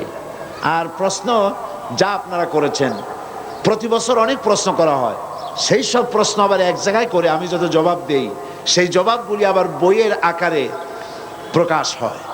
আপনারা যদি যাওয়ার সময়, মহিলাদের জন্য সমস্ত দোকানগুলি খোলা থাকবে, পুরুষেরা সেখানে কেউ যাবে না। আপনারা যাওয়ার সময় মহিলাদের সমাবেশে দেশে বিদেশে আমি যে সমস্ত প্রশ্নের জবাব দিয়েছি ওগুলো বইয়ের আকারে পাওয়া যাবে। আপনারা সে বইগুলি নিয়ে গেলে আপনাদের কাঙ্ক্ষিত, বাঞ্ছিত, প্রত্যাশিত প্রশ্নগুলির জবাব পাবেন ইনশাআল্লাহ। এখন আমি আপনাদের সামনে কিছু আলোচনা পেশ করছি সকলের উদ্দেশ্যে। নাহমাদুহু ওয়া নাস্তাঈনুহু ওয়া নাস্তাগফিরুহু ওয়া নাউযু বিল্লাহি মিন শুরুরি আনফুসিনা ওয়া মিন সাইয়্যাতি আমালিনা। মান ইয়াহদিল্লাহু ফালা মুদিল্লা লাহু ওয়া মান ইউদ্লিল ফালা হাদিয়া লাহু। ওয়া নাশহাদু আন লা ইলাহা ইল্লাল্লাহু ওয়াহদাহু লা শারীকা লাহু। ونشهد أن سيدنا وحبيبنا ومولانا محمدا عبده ورسوله الذي أرسله بالحق بشيرا ونذيرا وداعيا إلى الله بإذنه وسراجا منيرا. فقد قال الله تعالى في كلامه المجيد وفرقانه الحميد: أعوذ بالله من الشيطان الرجيم. بسم الله الرحمن الرحيم. يا أيها الناس اعبدوا ربكم الذي خلقكم والذين من قبلكم لعلكم تتقون. আমার সম্মানিত মা ও বোনেরা, আসসালামু আলাইকুম ওয়া রাহমাতুল্লাহি ওয়া বারাকাতুহু। সম্মানিত মা ও বোনেদের উদ্দেশ্যে এতক্ষণ তাদের প্রশ্নের জবাব দিলাম। এখন আপনাদের খেদমতে আরজ করছি, আল্লাহ রাব্বুল আলামিন এই পৃথিবীতে মানব গোষ্ঠীকে সৃষ্টি করেছেন তার ইবাদতের জন্য। সেই ইবাদত, যে ইবাদতের জন্য আল্লাহ পাক মানুষ এবং জিন জাতিকে সৃষ্টি করেছেন, সেই ইবাদতটা আমাদেরকে বুঝতে হবে। সেই ইবাদত কি? পৃথিবীতে নারী এবং পুরুষ আল্লাহ সৃষ্টি করেছেন, উভয়কেই বানায়েছেন তার ইবাদত করার জন্য, তার গোলামি করার জন্য। সেই গোলামি শুধু নামাজে, রোজায়, হজ, যাকাতে নয়, সেই গোলামি জীবনের সকল ক্ষেত্রেই করতে হবে। মহিলাদের ব্যাপারে আল্লাহ পাক কোরআনে কারিমে বহুত কথা বলেছেন। নারী এবং পুরুষকে ইসলাম সমান অধিকার দিয়েছে। নারীদের ব্যাপারে আজ এক শ্রেণীর বুদ্ধিজীবী, এক শ্রেণীর কবি সাহিত্যিক, তারা নারীদেরকে কথা বোঝাচ্ছে যে ইসলাম নারীদেরকে ঠকায়। বিশেষ করে যে ফতোয়ার প্রশ্নটা প্রথম এসেছে, ফতোয়া এই শব্দটিকে এমনভাবে নিন্দনীয়, ঘৃণিত হিসাবে পত্রপত্রিকা লিখেছে, যাতে করে একজন নারী যখন এই ফতোয়ার শব্দটি পড়ে তখন তার কাছে মনে হয় ফতোয়া মানেই হলো নারী নির্যাতনের একটি হাতিয়ার।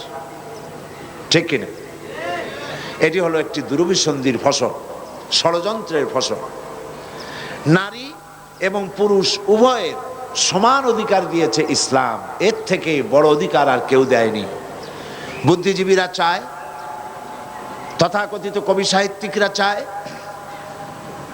পুরুষের বিরুদ্ধে নারীদেরকে খেপিয়ে তোলা, এবং সেজন্যে এনজিওরা বিরাট ভূমিকা পালন করতেছে।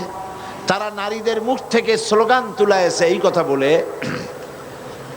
কিসের বর কিসের ঘর, কিসের বর কিসের ঘর, যা খুশি তাই কর। এটা একটা স্লোগান হলো।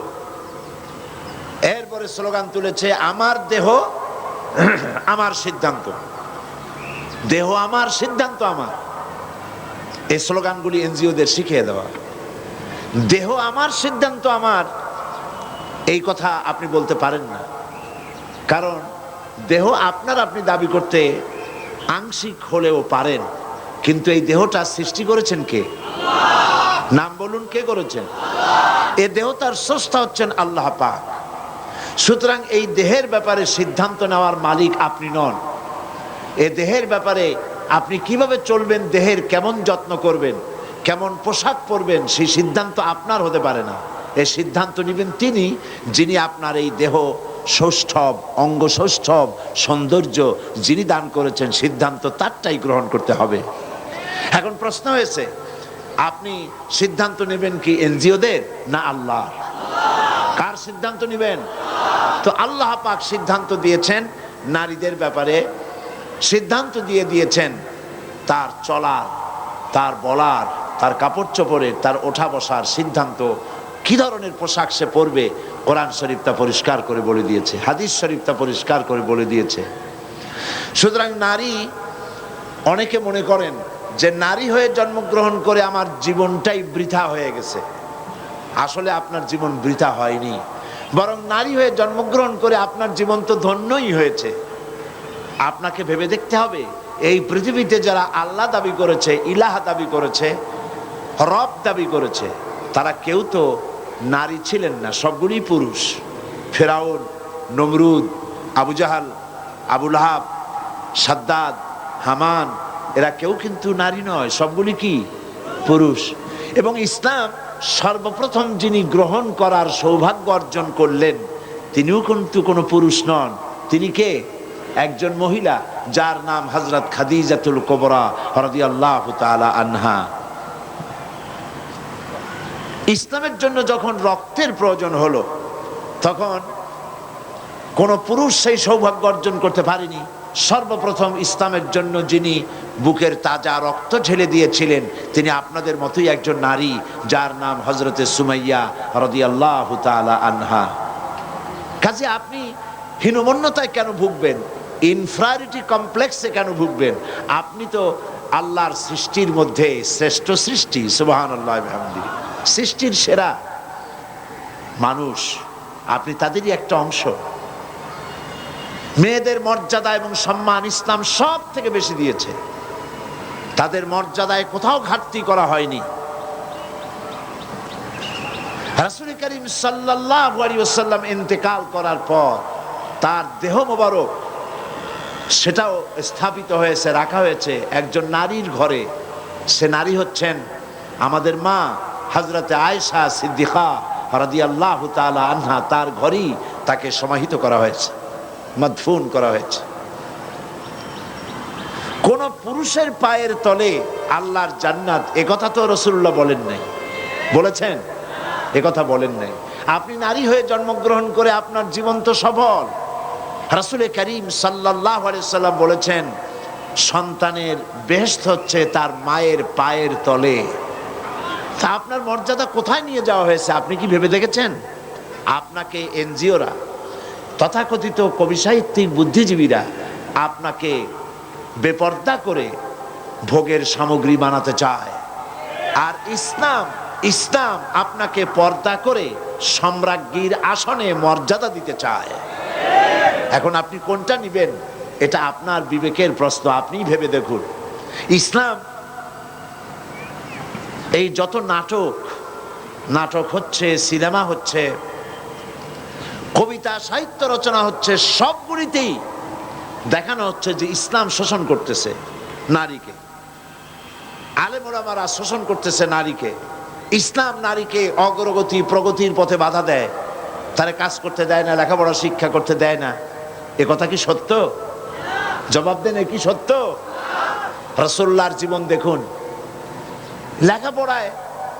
লেখাপড়ায় বাধা কে দিয়েছে? ইসলাম বাধা দেয় নাই। ইসলামই তো সর্বপ্রথম বলেছে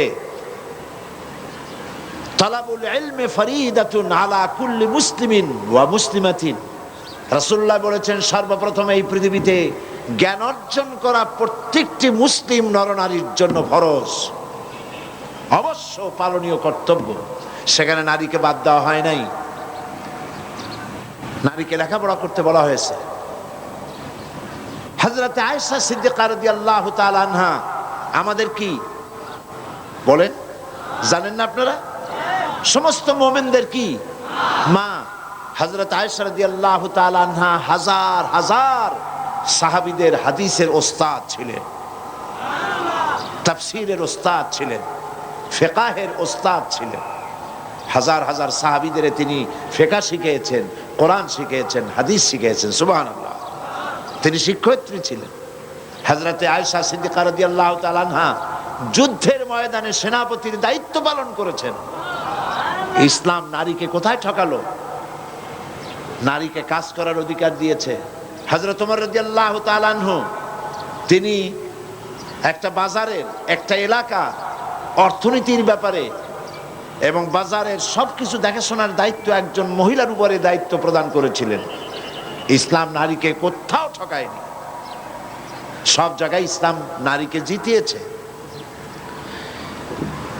একটা কন্যা সন্তান যখন পৃথিবীতে জন্মগ্রহণ করে, মা বোনেরা লক্ষ্য করুন, একটা মেয়ে যখন কারো ঘরে আসে, সেই ঘরে রহমতের ফেরেশতা আসে। রহমতের ফেরেশতা এসে গৃহবাসীকে সালাম দেয় আর ওই মেয়েটির মাথার উপরে হাত বুলায় আর বলে, এই ঘরে যারা বাস করো তাদের উপরে আল্লাহর রহমত নাজিল হোক। এই নবজাতক, এই মেয়েটিকে যে যত্ন করবে, আদর করবে, সেবা করবে, ভালোবাসবে, সাহায্য করবে, সেই লোকটির প্রতি আল্লাহর সাহায্য কিয়ামত পর্যন্ত অব্যাহত থাকবে বলেছেন রাসূল করিম সাল্লাল্লাহু আলাইহি ওয়াসাল্লাম। এই কথা কিন্তু কোনো ছেলে হলে পরে এরকমের একটি হাদিসও নাই। রাসূলুল্লাহ বলেছেন, দুইটা কন্যার পিতা যদি কেউ হয়, শুনতেছেন কথা?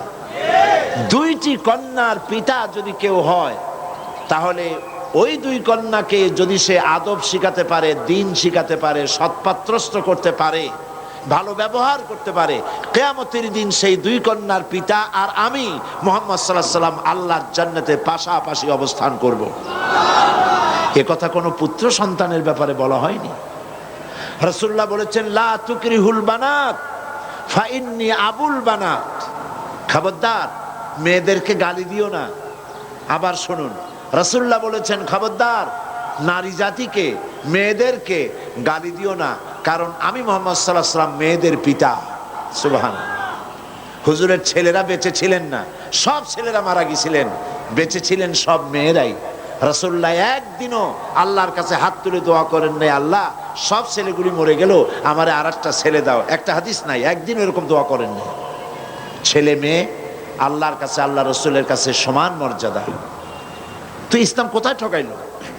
মা বোনেরা, ইসলাম বিদ্বেষী, ইসলামের জঘন্য দুশ্মন এনজিও এবং তাদের কর্তৃক পরিচালিত পত্রিকাগুলি বিশ্বাস করবেন না। এরা আপনাদেরকে বিভ্রান্ত করে। এরা নারী সৌন্দর্যের পক্ষে, নারীর সৌন্দর্য প্রদর্শনীর পক্ষে এরা বক্তব্য রাখে। মেয়েদের সৌন্দর্য প্রতিযোগিতা হয় না? আমাদের দেশে একবার হইতে চাইছিল, তারপর আমরা এই পল্টন ময়দানে এর বিরুদ্ধে বক্তব্য রাখছিলাম, মনে আছে? এবং আমি সেখানে বড় রকমের কথাই বলছিলাম। আল্লাহর মেহেরবানি, তারা সাহস করেনি, তারা সাহস করেনি, সৌন্দর্য প্রতিযোগিতা হয়নি। এই বুদ্ধিজীবীরাই, এই যে যারা লম্বা লম্বা কথা বলে, এই কবি সাহিত্যিকরাই, এই এক শ্রেণীর লম্পট, ওরাই নারীর সৌন্দর্য প্রতিযোগিতা তারা করে। এরপরে বাংলাদেশ গোপনে গোপনে এই সরকারের আমলে সৌন্দর্য প্রতিযোগিতা করে একটা মেয়েকে মিস বাংলাদেশ বানাইছে। তারে নাউজুবিল্লাহ। আল্লাহ মানুষকে সৌন্দর্য দেন সেই সৌন্দর্য প্রতিযোগিতা করার জন্য নয়, তোমার খায়েশটাকে তুমি পুরুষ তোমার সৌন্দর্য প্রতিযোগিতা করো গিয়া। নারীকে নামাইছো কেন? মেয়েদেরকে সৌন্দর্য প্রতিযোগিতায় নিয়া বিচারক মণ্ডলীরা মেয়েদের শরীরের যেসব অঙ্গ প্রত্যঙ্গ মাপজোপ করে তা শয়তানও চিন্তা করতে পারে না। এই জন্য আমি এই পল্টনে দাঁড়ায় বলছিলাম, যারা উদ্যোগী নারী সৌন্দর্য মহিলার সৌন্দর্য প্রতিযোগিতা যারা করতে চান, যারা বিচারক মণ্ডলী, তারা অন্যের মেয়েদের শরীরের যেসব জায়গা মাপেন আপনার নিজের মেয়ের ওই সব জায়গা মাপতে পারবেন? লম্পট, শয়তানের সর্দার। এরা নারীকে বেইজ্জত করতে চায়, আর ইসলাম নারীকে ইজ্জত দিতে চায়। ইসলাম নারীকে বোরখা পরাইছে, ওদের খুব আপত্তি। বোরখা পরালে তো তাদের লাম্পট্য প্রবৃত্তি চরিতার্থ করার সুযোগ হয় না। এজন্য তারা সহশিক্ষা চালু করেছে, ইসলাম সহশিক্ষাকে হারাম করেছে। নারীর জন্য নারী পুরুষ একসাথে লেখাপড়া করবে না, মেয়েদের জন্য আলাদা মেডিকেল কলেজ করো, এত কিছু বানাইতে পারো মেয়েদের জন্য আলাদা, প্রত্যেক শহরে প্রত্যেকটা ডিস্ট্রিক্ট টাউনে এক একটা মেডিকেল কলেজ করো, মহিলাদের জন্য আলাদা, মহিলাদের জন্য আলাদা ইউনিভার্সিটি করো, মহিলাদের জন্য আলাদা মাদ্রাসা করো, মহিলাদের জন্য আলাদা হসপিটাল করো। তাদের পর্দা রক্ষা হবে, ডাক্তার বেশি করে হবে। মহিলাদের জন্য এমন বহু রোগ হয় মেয়েদের, যা পুরুষ ডাক্তারদের কাছে বলা তাদের জন্য অত্যন্ত লজ্জাকর। বহু মেয়ে লোক তো এমন আছে রোগ সহ্য করতে করতে মরে যায়, তবুও ডাক্তারের কাছে, পুরুষ ডাক্তারের কাছে বলে না। এই জন্য মহিলা ডাক্তার বেশি প্রয়োজন। আমার দেশের টোটাল পপুলেশন এর অর্ধেক হচ্ছে নারী। যে পরিমাণ নারী সেই পরিমাণ মহিলা ডাক্তার কি প্রয়োজন অনুসারে আছে? নাই। ন্যূনতম 1 লাখে একজন মহিলা ডাক্তার নাই, 10 লাখেও একজন মহিলা ডাক্তার হবে না। সেই মহিলা ডাক্তার বানাবার পরিকল্পনা নাই, কারণ ওরা পর্দায় বিশ্বাস করে না। একটা মেয়ে লোক যখন ডেলিভারি করবে, ডেলিভারির জন্য স্বাভাবিকভাবে যখন হয় না, তখন যদি পুরুষ ডাক্তারের কাছে ডেলিভারির জন্য যাওয়া লাগে, তার তো মৃত্যুর সমান হয়ে যায়, ঠিক কিনা? এরপরেও মেয়েকে যেতে হয়, যদি মহিলা ডাক্তার না থাকে, যান বাঁচানো ফরজ, ঠিক কিনা? তাহলে সরকারের যদি হুঁশ থাকতো, আজে বাজে জায়গায় কোনো কাজে লাগবে না, শত সহস্র কোটি টাকা খরচ করা হচ্ছে, ঠিক কিনা? নারীদের নারী হয়ে ক্ষমতায় থেকে নারীর মর্যাদা তারা উপলব্ধি করতে পারলো না। মহিলাদের জন্য আলাদা মেডিকেল কলেজ করা হলো না, আলাদা বিশ্ববিদ্যালয় বানানো হলো না। এখন আবার মেয়েরা নিজেরাই বিপদের দিকে যাচ্ছে। সান্ধ্য আইন নাকি একটা রাত্রি আইন আছে বিশ্ববিদ্যালয়ে, সূর্যাস্ত আইন। এই সূর্যাস্ত আইন মেয়েরা নিজেরা বন্ধ করতে চাচ্ছে, তারা মিছিল করতেছে। এরা কি সূর্যাস্ত আইন নাকি বাতিল করে দিছে। দেখেন অবস্থাটা কি। সূর্যাস্ত আইনটা কেন হয়েছিল? মেয়েরা সন্ধ্যার পরে যেন আর হলগুলি থেকে বাইরে না যায়। হলগুলি থেকে বাইরে গেলেই সামনেই তো সরোয়ার্দী উদ্যান, প্রেম কানন, ওইখানে গাছের তলায় বসিয়া ছেলে আর মেয়ে বাকবাকুম করতে থাকে। নাউজুবিল্লাহি মিন যালিক। সূর্যাস্ত আইনটা ছিল বলে অন্তত রাতের বেলায় কিছুটা নিরাপত্তা থাকতো। এখন সে আইনও তারা তুলে ফেললো। এখন মনে হচ্ছে যেন একটা বাঁধন না, এখন বাঁধন হারা হইয়া সবগুলি বাঁধন হয়ে যাচ্ছে। এদেরকে কে রক্ষা করবে? আল্লাহ ছাড়া। এই জন্য দুশ্চরিত্রের কথায় নিজেদেরকে বিভ্রান্ত করবেন না। নারীর পর্দা করা ইসলাম ফরজ করেছে। তেঁতুল দেখলে জিহ্বায় তো পানি আসবেই, ঠিক কিনা? আগুন দেখলে ভয় তো লাগবেই, সাপ দেখলে ভয় লাগবে, আগুনের কাছে জমাট ঘি থাকলে গলে যাবেই। পাশাপাশি নারী এবং পুরুষ, পরনারী পরপুরুষ একত্রিত হলে একের প্রতি অপরের আকর্ষণ সৃষ্টি হবেই, এটাই স্বাভাবিক। এই আকর্ষণকে যারা অস্বীকার করে, হয় সে নপুংসক না হয় মিথ্যেবাদী, ঠিক কিনা? এখন নারী এবং পুরুষ দুটোই শক্তি। দুটাই কি বলেন না কেন?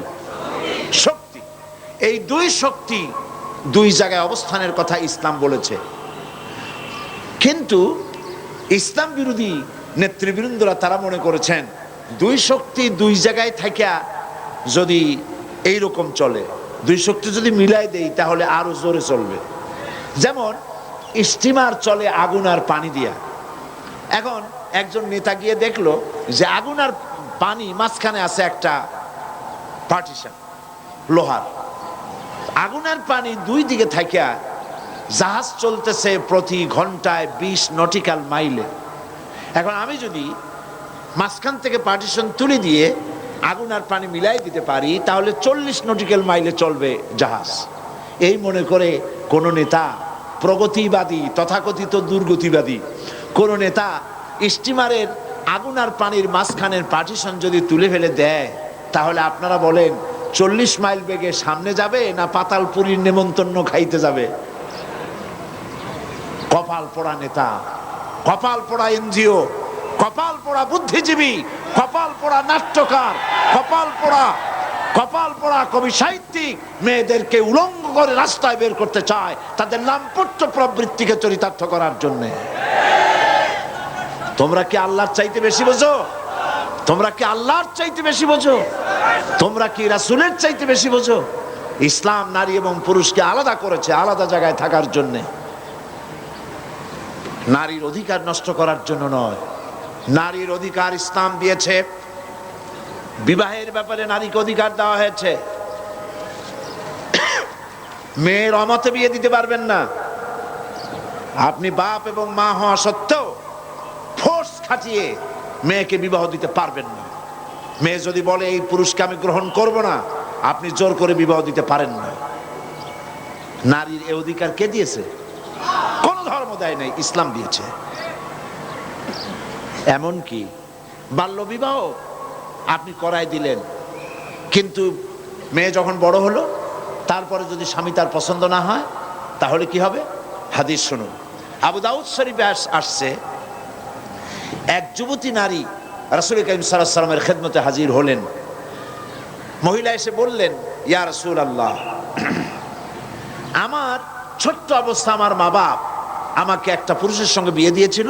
আমার তখন বিবাহের জ্ঞান, পুরুষ সম্পর্কিত কোনো অভিজ্ঞতা, কোনো জ্ঞান আমার ছিল না। বিয়ে হওয়ার পরে আমার যখন বয়স হয়েছে, এখন দেখছি যে এই পুরুষ আমার পছন্দ নয়, আমি এখন কি করতে পারি? রাসূলুল্লাহ বললেন, এটা তোমার ইখতিয়ার, ইচ্ছে করলে বিয়ে রাখতেও পারো, ইচ্ছে করলে বিবাহ ভঙ্গও করতে পারো। সুবহানাল্লাহ বলবেন না? এর থেকে অধিকার দেবে এনজিওরা, দেবে লম্পটেরা?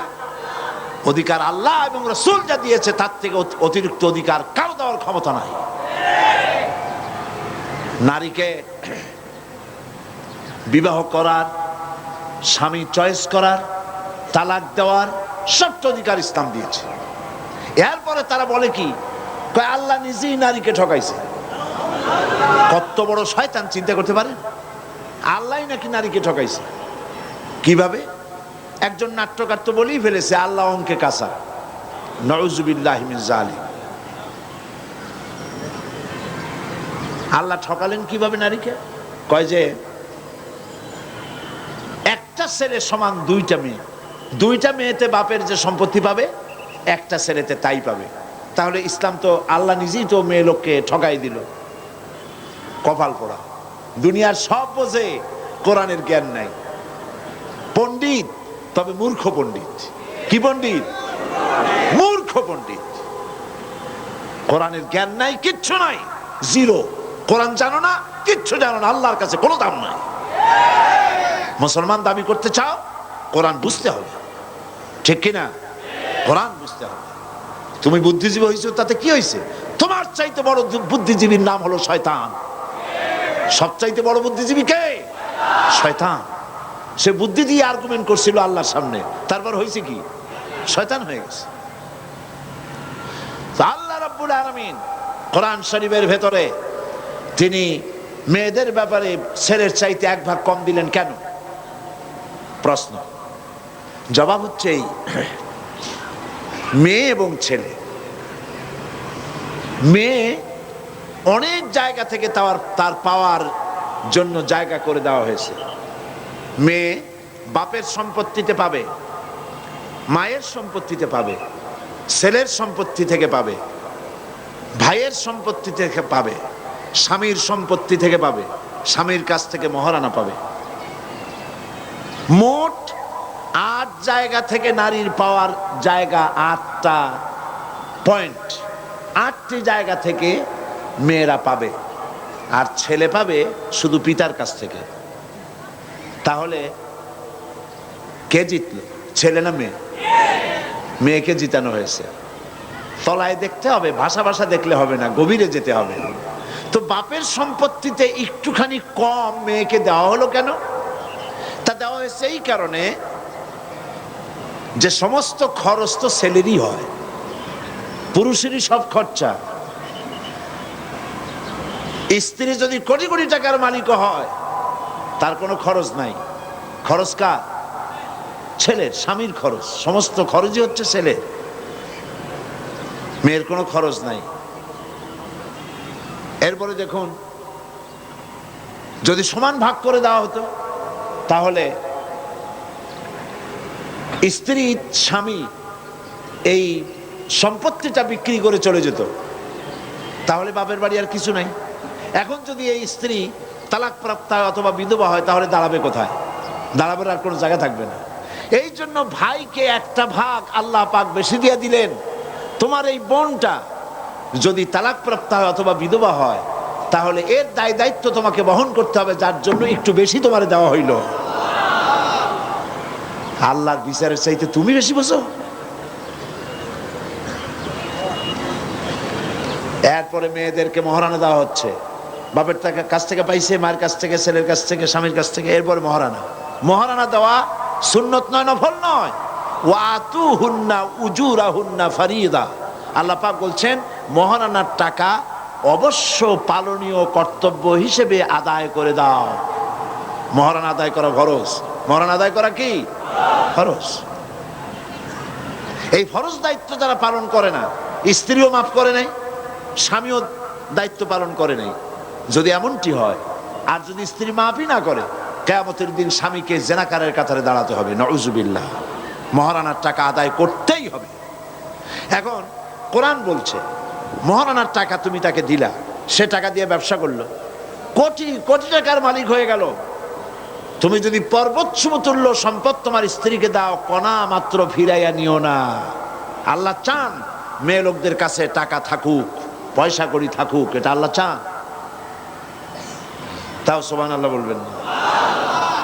ইসলাম ঠকাইলো না জিতাইলো? জিতিয়ে দিয়েছে।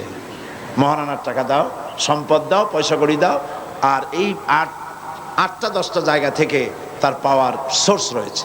মাঝে মধ্যে বলি আমার মা বোনেরা, আমি মাঝে মধ্যে এভাবে বলি, মেয়ে লোকেরা যদি জানতেন, ভালো করে শুনুন, মেয়ে লোকেরা যদি জানতেন ইসলাম, আল্লাহ এবং তার রাসূল, কোরআন আর হাদিস তাদেরকে কি অধিকার দিয়েছে, এই কথা যদি তারা জানতেন, তাহলে আর কিছু নয়, শুধু তাদের অধিকারটা পাওয়ার জন্য সরকারের বিরুদ্ধে আন্দোলন করত। তোমার কাছে কিচ্ছু চাই না, ইসলাম আমাদের যা দিছে সেইটা ফিরিয়ে দাও, এটা পাওয়ার জন্য তারা আন্দোলন করতেন।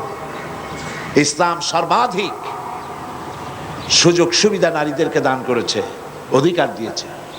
সেই অধিকার আপনার ফিরে পেতে হলে আপনাকে ইসলামে আন্দোলন করতে হবে, ইসলামে আন্দোলনে আসতে হবে।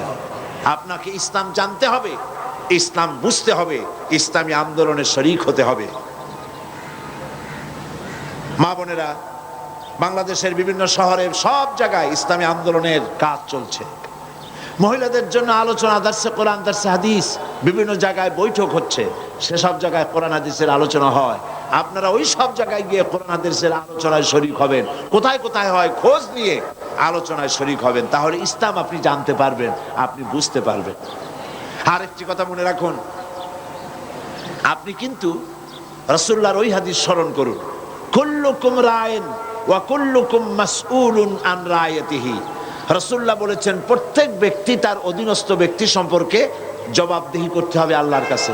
আপনি মা, আপনাকে আপনার সন্তান সম্পর্কে জবাব দিতে হবে, স্বামীকে তার গৃহ সম্পর্কে জবাব দিতে হবে, দারোগাকে তার থানা সম্পর্কে জবাব দিতে হবে, এমপিকে তার এলাকা সম্পর্কে জবাব দিতে হবে, মন্ত্রীকে তার দেশ সম্পর্কে জবাব দিতে হবে, প্রেসিডেন্টকে পুরা রাষ্ট্র সম্পর্কে জবাব দিতে হবে। যিনি যেখানে আছেন তাকে তার যতটুকুন তার জুরিডিকশন, এতটুকুনের জবাবদিহি তাকে করতে হবে। তা আপনি মা, আপনার সন্তানদের ব্যাপারে আপনি জবাবদেহিতা থেকে এড়াতে পারবেন না।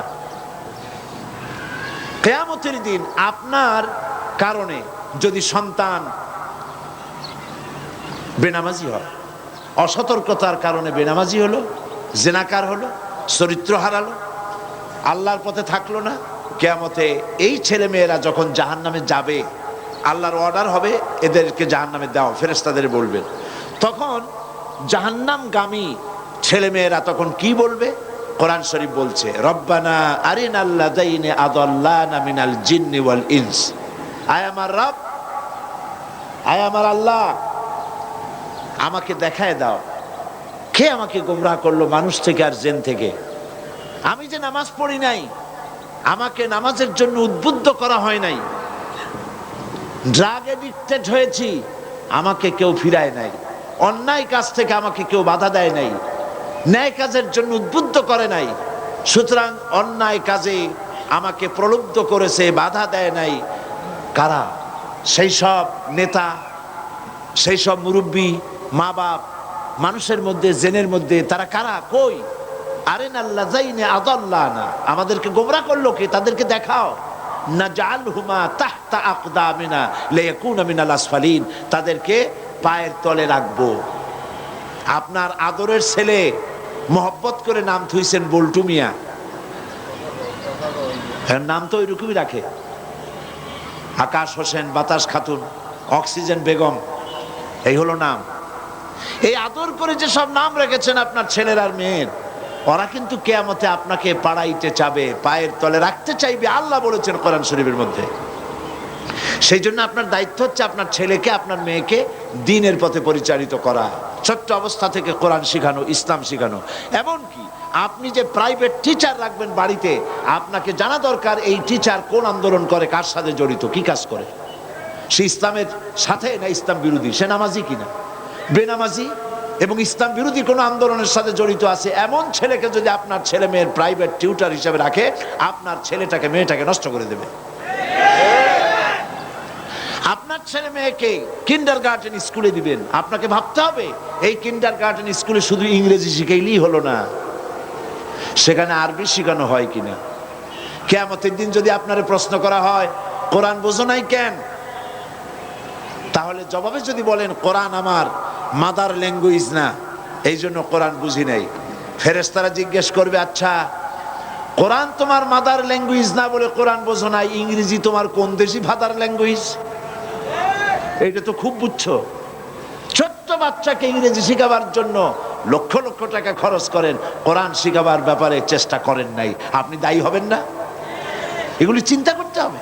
সুতরাং কিন্ডারগার্টেন স্কুলে দিতে গিয়ে আপনাকে খুঁজতে হবে কোন কিন্ডারগার্টেন স্কুলে আপনার বাচ্চাকে নামাজ শেখানো হবে, ইসলাম শেখানো হবে, সালাম শেখানো হবে, মা বাপের প্রতি আদব করা শেখানো হবে, সেইটা খুঁজে খুঁজে সেখানে দিবেন বহু টাকা খরচ করে। ইংরেজি ভাষা শেখার জন্য পাগল হলে চলবে না। তার অর্থ এই নয় যে আমি আপনাদেরকে ইংরেজি শিখতে নিষেধ করছি, তা না। ইংরেজি আপনি শিখুন, আপনার ছেলেকেও শিখান, মেয়েকেও শিখান, আপনিও শেখেন, কোনো অসুবিধা নাই। ইন্টারন্যাশনাল ল্যাঙ্গুয়েজ ইংলিশ শিখতে হবে, কিন্তু তার অর্থ এই নয় যে আপনি কোরআন হাদিস বিবর্জিত হয়ে যাবেন, আল্লাহর দ্বীন শিখবার পথ আপনি রাখবেন না। আর বাচ্চা অবস্থা থেকে যদি না শিখান তো শিখবি কি করে, ঠিক কিনা?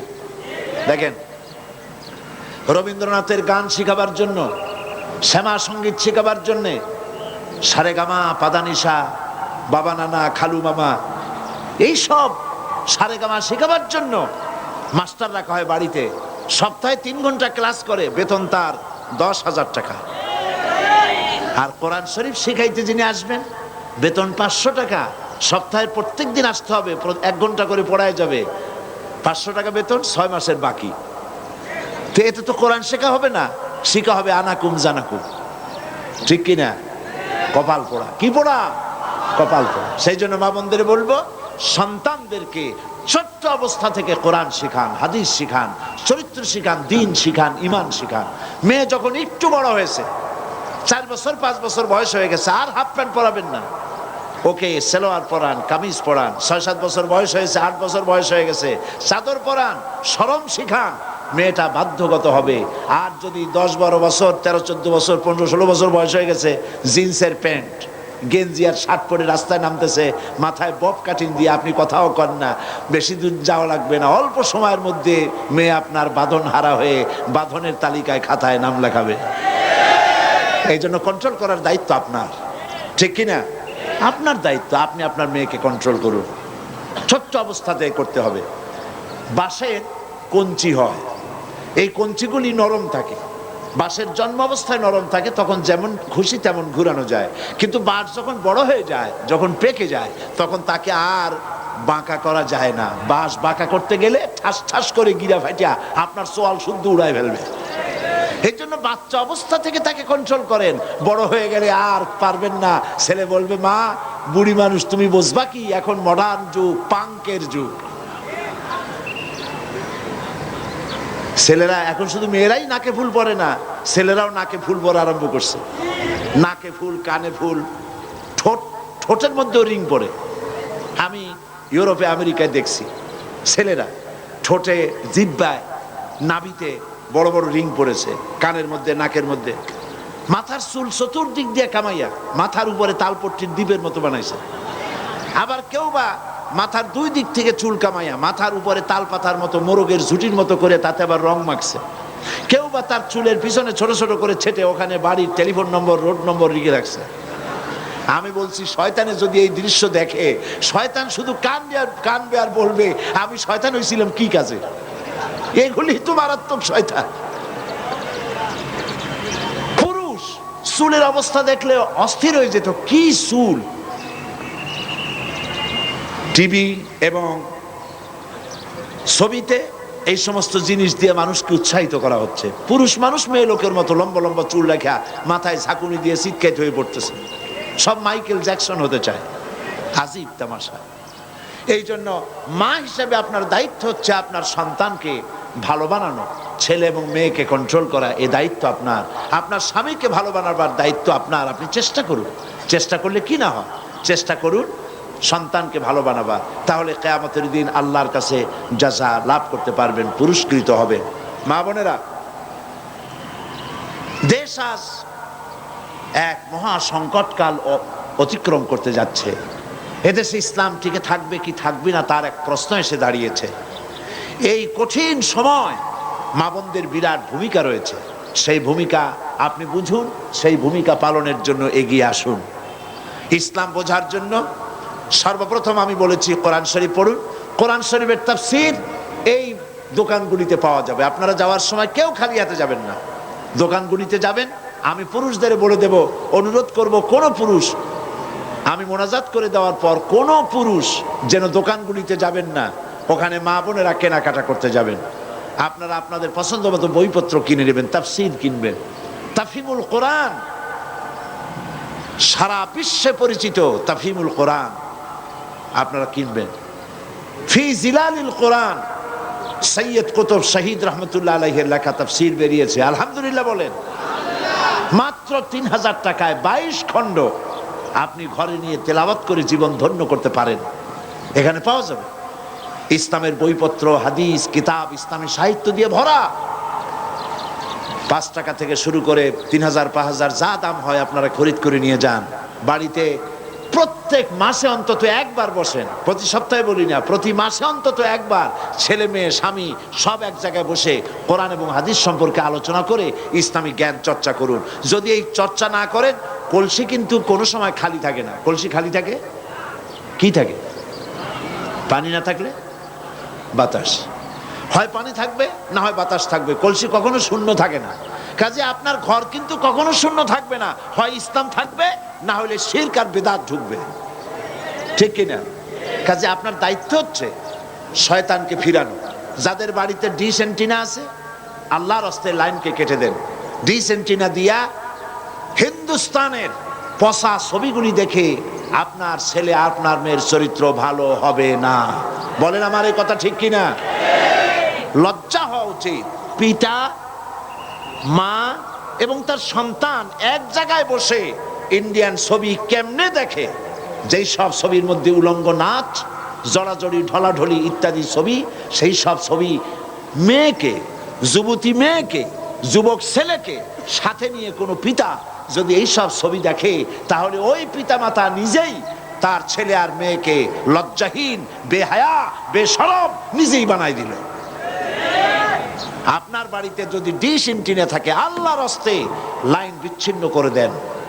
যদি আপনার ঘরটাকে ইসলামের ঘর বানাতে চান, তা না হলে পারবেন না। আপনি তাবলিগি জামাতের সেল্লাও দেবেন, পীর মুরিদিও করবেন, নামাজও পড়বেন, ওয়াজও শুনবেন, আর বাড়িতে ডিশ এন্টিনা থাকবে, বেপর্দা থাকবে, তো আপনার রোগ তো ভালো করবে এমন ডাক্তার দুনিয়ায় পয়দা হয়নি। অবশ্য একজন ডাক্তার আছে, তার নাম বলবো, তার নাম আজরাইল, তার নাম মালাকুল মউত আজরাইল। উনি ভালো চিকিৎসা করতে পারবেন সময় মতো, এর আগে কেউ পারবে না। রোগ হয়েছে ডাক্তার বলে ওষুধ খাও, জ্বর হয়েছে খুব মারাত্মক, ঠান্ডা ঠান্ডা খাইও না। আপনি জ্বরও হয়েছে, ঔষধও খাচ্ছেন, আর ফ্রিজের পানিও খাইতেছেন, জন্মের খাওয়া, কুপথ্য খাচ্ছেন, আপনার রোগ ভালো হবে? বলেন ভালো হবে? তো আপনার তাবলিগি জামাত করার লাভ কি? সেল্লা দেওয়ার লাভ কি? ওয়াজ শোনার লাভ কি? ইসলামী আন্দোলন করার লাভ কি? নামাজ রোজা করার লাভ কি? যদি ঘরের মধ্যে ডিশ এন্টিনা থাকে, সিনেমা যদি সমানে দেখেন পাইকারি ধরে, রাত দিন 24 ঘন্টা সিনেমা আর সিনেমা। সিনেমা কোনো খারাপ জিনিস নয়, খারাপ বানানো হয়েছে, ঠিক কিনা? সিনেমা আপনি তো দেখতেই পারেন। দ্য মেসেজ একটা ছবি আছে, আমি প্রথম যেদিন এই দি মেসেজ ছবিটা দেখেছি, গুলশানের একজনের বাড়িতে বহু বছর আগে, আমার বন্ধু মৌলানা সৈয়দ কামালউদ্দিন জাফরি সাহেব এবং আমি আরো কিছু লোকজন জীবনের প্রথম এই ছবিটা দেখলাম, দ্য মেসেজ। রাসূল করিম সাল্লাল্লাহু আলাইহি ওয়াসাল্লামের জীবনীর উপরে এত সুন্দর ছবি করেছে, হুজুরকে দেখানো হয় নাই, সাহাবায়ে কেরামদের 4 সাহাবীদের কাউকে দেখানো হয়নি। ইসলাম যে কি নির্যাতনের মধ্য দিয়ে আসছে আমি বুঝি নাই, যে আমি ছবি দেখতেছি, আমি মনে করেছি যে আমি আরবের 1400 বছরের সেই ভূখণ্ডে বেলালকে যেখানে মারা হচ্ছে আমি ওখানে দাঁড়ানো, আমি কাঁদতেছিলাম রীতিমতো। আমি মন্তব্য করেছি, আমার দেশের সিনেমা হলে যদি এই সব ছবি দেখানো হতো, তাহলে আমার দেশের যুবক যুবতী মুসলমান নরনারী তারা বুঝতো ইসলাম এত সহজে আসে নাই, কত কঠিন পথ পরিক্রমা পাড়ি দিয়ে ইসলাম এসেছে। চূড়ান্ত বেহায়ার ছবি দেখানো হয় সিনেমাগুলিতে, কিন্তু মেসেজ ছবিটা দেখানো হবে না। লায়ন অফ ডেজার্ট এ ছবি দেখানো হবে না। যে ছবি দেখলে পরে ইমানের জোশ বাড়বে, জিহাদি প্রেরণা জাগবে, সেগুলি দেখানো হবে না। যাতে দুশ্চরিত্র হইতে পারে সেগুলি দেখানো হবে। দোষ কি সিনেমা না সরকারের? দেখুন, সিনেমা এমন একটা ছবি কি বাংলাদেশে কোনোদিন হইছে? লোকেরা বলেছে মাশাআল্লাহ, এমন একটা ছবি আসছে, সিনেমায় যারাই গেল পরের দিন সব ওমরা করতে রওনা হয়ে গেছে। এমন ছবি, যেই ছবি দেখা মাত্র সবাই পরের দিন থেকে তাহাজ্জুদ পড়া আরম্ভ করছে, এরকম হয়েছে? তাহলে সিনেমাগুলি কি? সিনেমাগুলি হচ্ছে পরের মেয়েকে চোখের ঠারে ঠরে শয়তানি বদমাশি করে কেমনে বাগায় আনা যাবে, এগুলি শেখানো হয়। ব্রিফকেসের ভিতরে স্টেন গান ইত্যাদি ভাঁজভোজ করিয়া কেমনে রাখিয়া বাড়ির টাকা পয়সা নিয়ে 6 তলার উপর দিয়ে লাফ দিয়ে দৌড়ে বুড়িগঙ্গায় পড়া যায়, এগুলি শেখানো হয়। শয়তানি বদমাশি, চরিত্রহীনতা, ধর্ষণ, চুরি ডাকাতি ছাড়া সিনেমা কি শেখায়? সুতরাং যাদের বাড়িতে ডিশ এন্টিনা আছে কেটে ফেলুন। যদি ইমানের দাবি সঠিক হয়, যদি কিয়ামতে জাহান্নামে যেতে না চান, তাহলে এই কাজগুলি করুন। পর্নোগ্রাফি ম্যাগাজিন দিয়ে গোটা শহর পড়ে গেছে। কোন চরিত্রবান সরকার হলে এগুলি সব ফালাই দিত বুড়িগঙ্গায়, আর যারা ব্যস্ত তাদেরকে শাস্তি দিত। যে দেখেন রাস্তা ফুটপথে পত্রপত্রিকায় দেখি অশ্লীল হিন্দুস্তানি ছবি দিয়ে ম্যাগাজিন দিয়ে গোটা রাস্তাগুলি ভরে আছে। দুশ্চরিত্র হওয়ার হাজারো পথ। ধর্ষণ কি এমনি এমনি বাড়ছে? এইসব কারণেই তো ধর্ষণ বেড়েছে, ঠিক কিনা? সেই জন্য মা বোনদের বলি যে আপনারা আপনাদের ঘরগুলিকে ভালো বানান, ঘরের মধ্যে ঘরকে ভালো বানান, মেয়েকে দিন শিখান, ইমান শিখান, চরিত্র শিখান, জাহান্নাম শিখান, পরকাল শিখান। মরা লাগবে এবং পরকালে আল্লাহর সামনে দাঁড়ানো লাগবে, এটা ছেলেকেও শিখান, মেয়েকেও শিখান। মেয়েকে বলেন এই রূপ, এই যৌবন চিরকাল থাকবে না, এক সময় আসবে। আমি মা, আজ আমার যেমন যৌবন চলে গেছে, চামড়া শিথিল হয়ে গেছে, শরীরটা দুর্বল হয়ে গেছে, তোমার নানি, তোমার দাদি, তাদেরও রূপ ছিল, যৌবন ছিল, যা দেখে তোমার দাদা আর নানা পাগল হয়েছিল। এখন তাদের রূপও নাই, যৌবন নাই, সব ভাটি লেগে গেছে। তোমারও এইরকম হবে, তোমারও এইরকম হবে। সুতরাং যৌবন থাকতে এই শক্তি দিয়ে আল্লাহর ইবাদত করো, নামাজ পড়ো, রোজা করো, পর্দা করো, দিনের উপরে থাকো, চরিত্রবতী হও, কোরআন শেখো, ইসলাম শেখো, হাদিস শেখো। এভাবে করে যদি আপনি বানাইতে পারেন, কিয়ামতের দিন এর জাযা আল্লাহ পাক আপনাদেরকে দান করবেন। বলেন আমিন। আমি আর বক্তব্য রাখতে চাই না। মা বোনেরা যিনি যেখানে দাঁড়ায় আছেন আপনারা বসেন, আমি আপনাদের জন্য মোনাজাত করব। সব মা বোনেরা যার যার জায়গায় বসুন, আমি আপনাদের জন্য এখন দোয়া করব। মোনাজাতের আগে কথা বলতে চাই, ইসলামী পাঠাগার আল্লাহর এক নিয়ামত। বলেন আলহামদুলিল্লাহ। অন্তত বছরে একবার হলেও ইসলামী পাঠাগার আপনাদেরকে সম্মানের সাথে এখানে এনে কোরআন ও হাদিসের কথা শোনায়। বলেন আলহামদুলিল্লাহ। আপনারা মেহেরবানি করে তাদের জন্য দোয়া করবেন। ইসলামী পাঠাগারের উদ্যোক্তা, প্রতিষ্ঠাতা, সভাপতি শহীদ আবুল কাসেমের জন্য দোয়া করবেন। আর বর্তমান কমিটিতে যারা আছে তাদের জন্য দোয়া করবেন। এবং এই বিশাল আয়োজন, এত বড় প্যান্ডেল, বিশাল মাঠ জোড়া প্যান্ডেল করতে অনেক খরচ হয়েছে ইসলামী পাঠাগারের। প্রত্যেকটা খুঁটিতে একটা করে বাক্স বান্ধা আছে। আপনারা মেহেরবানি করে ইসলামী পাঠাগারের যে বিরাট খরচ হয়েছে, সেই খরচে শরীক হওয়ার জন্য আল্লাহর হস্তে তাদেরকে কিছু পয়সা করি, টাকা করি সাহায্য করবেন। এটা আমি দাবি করছি আপনাদের প্রতি, আপনারা এটা করে যাবেন। আর মোনাজাতের পর যাওয়ার সময় লাইব্রেরিগুলিতে পাশেই আছে বুক স্টল, অন্তত 100 বুক স্টল এখানে আছে। এই বুক স্টলগুলিতে ইসলামের বইপত্র দিয়ে ভরা। আপনারা সেখান থেকে আপনাদের প্রত্যাশিত কাঙ্ক্ষিত বইগুলি আপনারা সেখান থেকে কিনে নেবেন। আল্লাহ পাক তৌফিক দান করুন। আল্লাহুম্মা আমিন। মা বোনেরা মোনাজাত করুন, সবাই হাত তুলে দোয়া করুন। রব্বানা যালামনা আনফুসানা ওয়া ইল্লাম তাগফির লানা ওয়া তারহামনা লানাকুনান্না মিনাল খাসিরিন। আয় আল্লাহ তাআলা, হাজার হাজার মা বোনেরা এবং ভাইয়েরা কষ্ট করে জুমার দিনে দীর্ঘক্ষণ ধরে আমরা তোমার দিনের কথা আলোচনা করেছি, শুনেছি। রব্বুল আলামিন মেহেরবানি করে আমাদের আলোচনার সওয়াব জনাবে মুহাম্মদুর রাসূলুল্লাহ সাল্লাল্লাহু আলাইহি ওয়াসাল্লামের রূহ মুবারকে পৌঁছায় দাও। तमाम পৃথিবীর মাটির নিচে যত মুমিন মুমিনাত শুয়ে আছেন তাদের আরওয়ার পরে সওয়াব পৌঁছায় দাও। রব্বুল আলামিন মা বোনেরা যারা এসেছেন, মা বোনদের জিন্দেগির সমস্ত গুনাহ খাতা মাফ করে দাও। রব্বুল আলামিন মা বোনদের এমন জীবন যাপন করার তৌফিক দাও যাতে করে কিয়ামতের দিন হযরত আবু বকর, হযরতে আয়েশা, হযরতে খাদিজা, হযরত ফাতেমা তাদের সঙ্গে হাসর নসিব হয়ে যায়। আয় আল্লাহ তাআলা, যে সমস্ত মা বোনদের স্বামী নাই, দুনিয়ায় মারা গেছে, আল্লাহ তুমি তাদের সাহারা হয়ে যাও। যাদের সন্তান নাই, আল্লাহ তুমি দয়া করে নিঃসন্তানী স্ত্রীকে আল্লাহ তুমি দয়া করে সন্তান দান করে দাও। রব্বুল আলামিন যাদের মেয়ে বড় হয়েছে, বিয়ে দিতে পারে না, তাদের বিবাহের বন্দোবস্ত করে দাও। যারা অসুস্থ আছেন আল্লাহ তাআলা তুমি দয়া করে তাদের রোগ শোক আল্লাহ তুমি মাফ করে দাও। সকলকে শেফায়ে আজেলা শেফায়ে কামেলা দান করে দাও। আল্লাহ তাআলা তুমি আমাদেরকে যেসব সন্তান সন্ততি দান করেছো, সমস্ত সন্তান সন্ততিদেরকে দিনদার, ইমানদার, পরেশগার বানায় দাও। রব্বুল আলামিন যে সমস্ত স্বামী স্ত্রীর মধ্যে মনোমালিন্য আছে তাদের মধ্যে তুমি মহব্বত পয়দা করে দাও, ভালোবাসা পয়দা করে দাও। আল্লাহ তাআলা তুমি দয়া করে আজকের এই মাহফিল তোমার দরবারে মঞ্জুর করে নাও। আজকের মাহফিলের শেষ দিন, এই শেষ দিনের মাহফিলকে তোমার দরবারে আল্লাহ পাক তুমি দয়া করে কবুল করে নাও। আমি কয়েক সেকেন্ড আপনাদের জন্য ছেড়ে দিচ্ছি। জুমার দিন দোয়া কবুল হবে। মা বোনেরা মাথা নিচু করে চক্ষু বন্ধ করে আপনারা আপনাদের নিজেদের ব্যথা, নিজেদের দুঃখ কষ্টের কথা নিজেদের ভাষায় আল্লাহর কাছে বলুন।